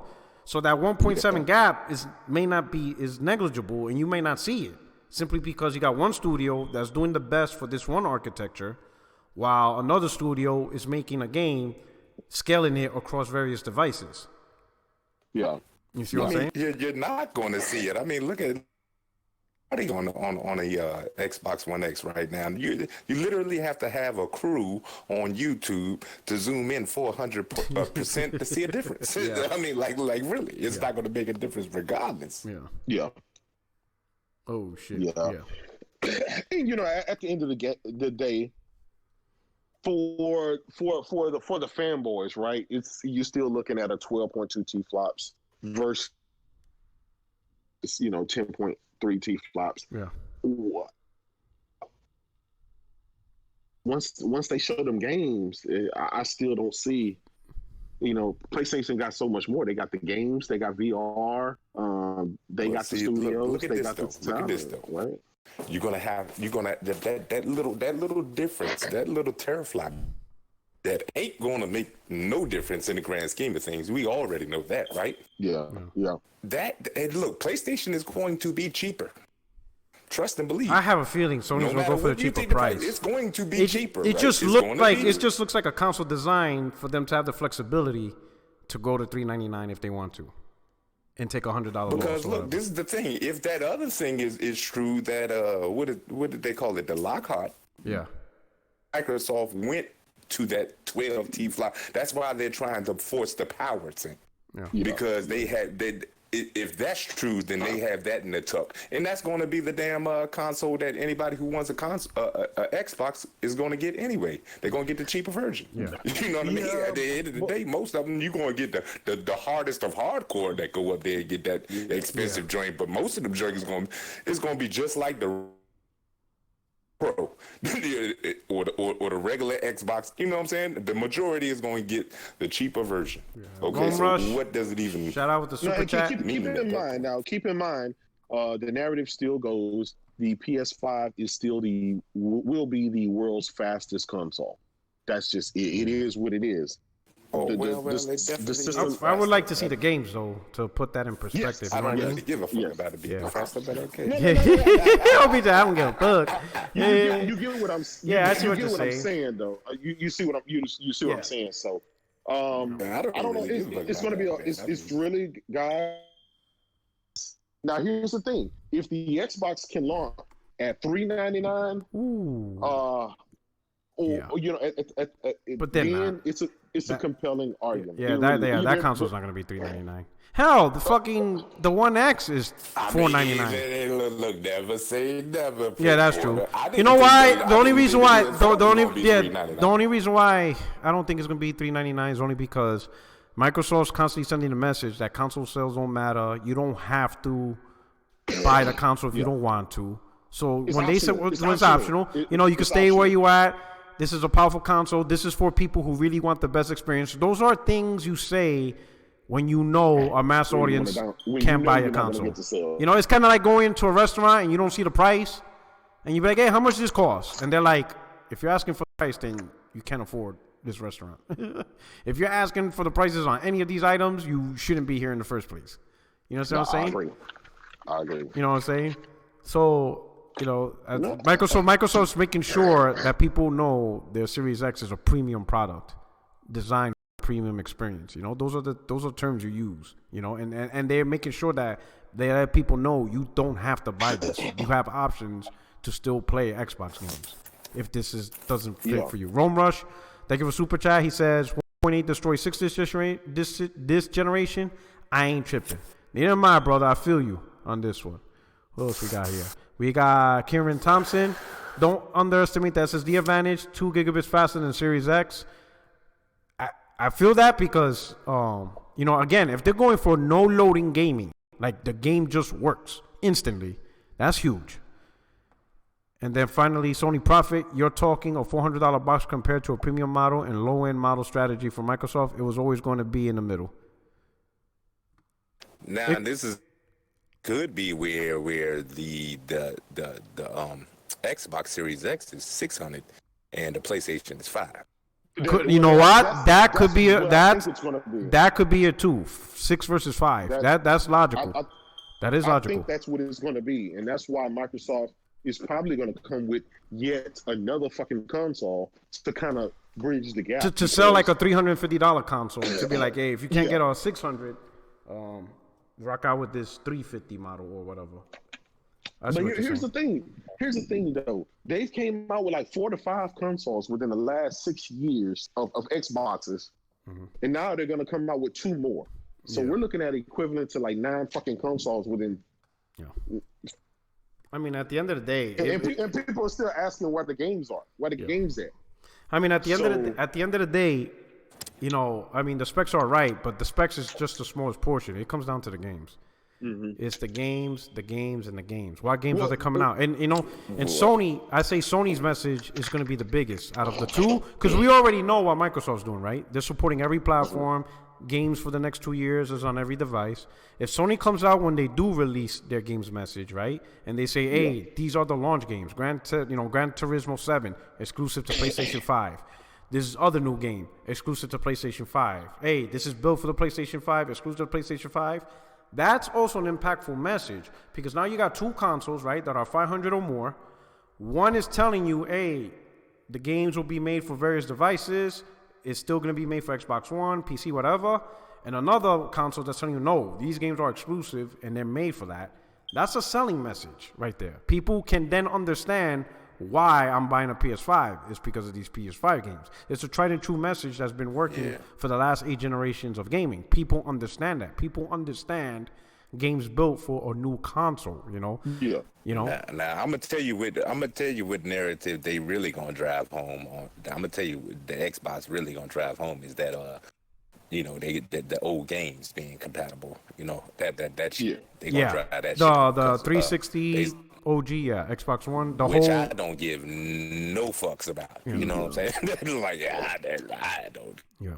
Sony Profit, he actually was compatible with PS4. That's it. Yeah. He said PS5 is in the sweet spot, price, power, and games. A $600 Xbox ain't selling. It's $600 a hard sell. It is a hard sell for any console. Like, you saw PS3 went through that. But I will say this. But that's why they... Go ahead. Nah, go ahead. Okay, so that's why, like, when you were talking about backwards compatibility, the people that want 3, 2, and 1, I would say that's the niche hardcore that are huge PlayStation fans. The majority, I think, right now, what they definitely want is the PS4, because that's what they have now. And we live in an age where people are used to moving their stuff forward. You know, like when they buy a new phone, everything they have on their current phone just transfers over to their new ones. People are used to that now. People are used to keeping what they bought and just transferring over to the newer model, right? So, but the ones who are that want PS3, PS2, PS1 games, I think those are the niche hardcore guys that want the entire library of PlayStation.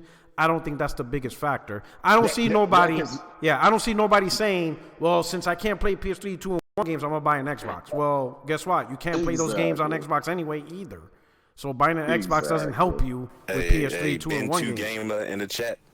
I see Ben 2 Game in the chat. Yeah, I think you just been set up for that motherfucking PS5 Pro. I'm not doing it this gen. Wow. They can kiss my ass. There's not going to be no Pro. I'm not doing the mid-gen thing. There's not going to be no Pro.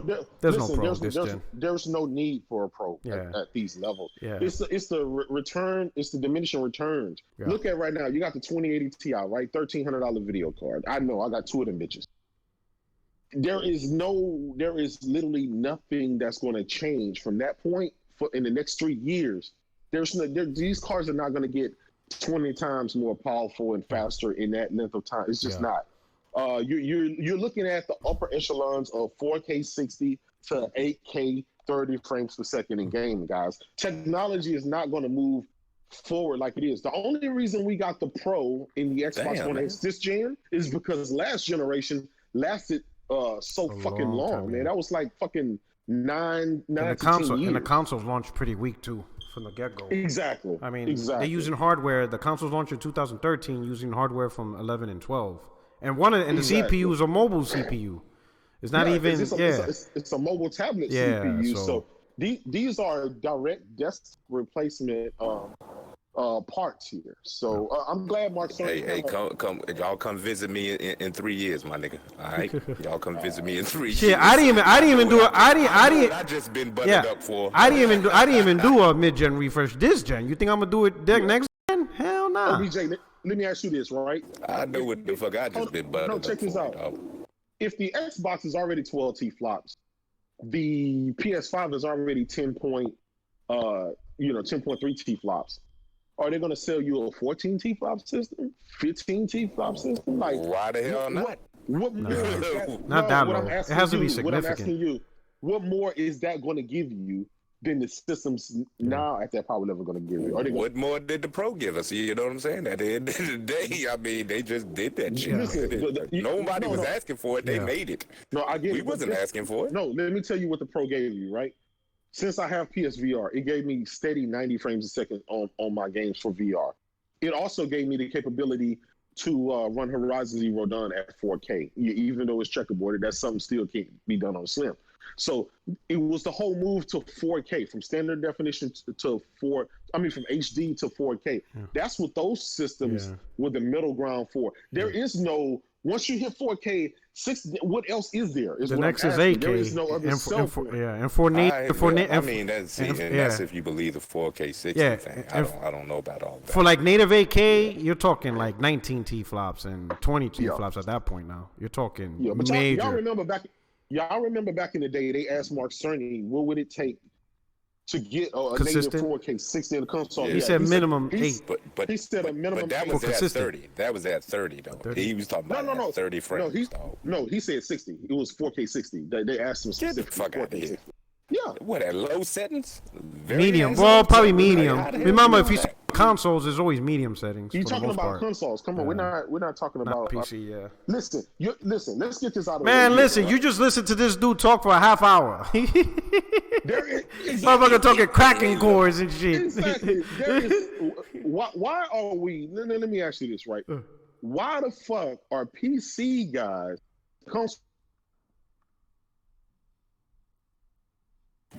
Say what? Y'all going in and out.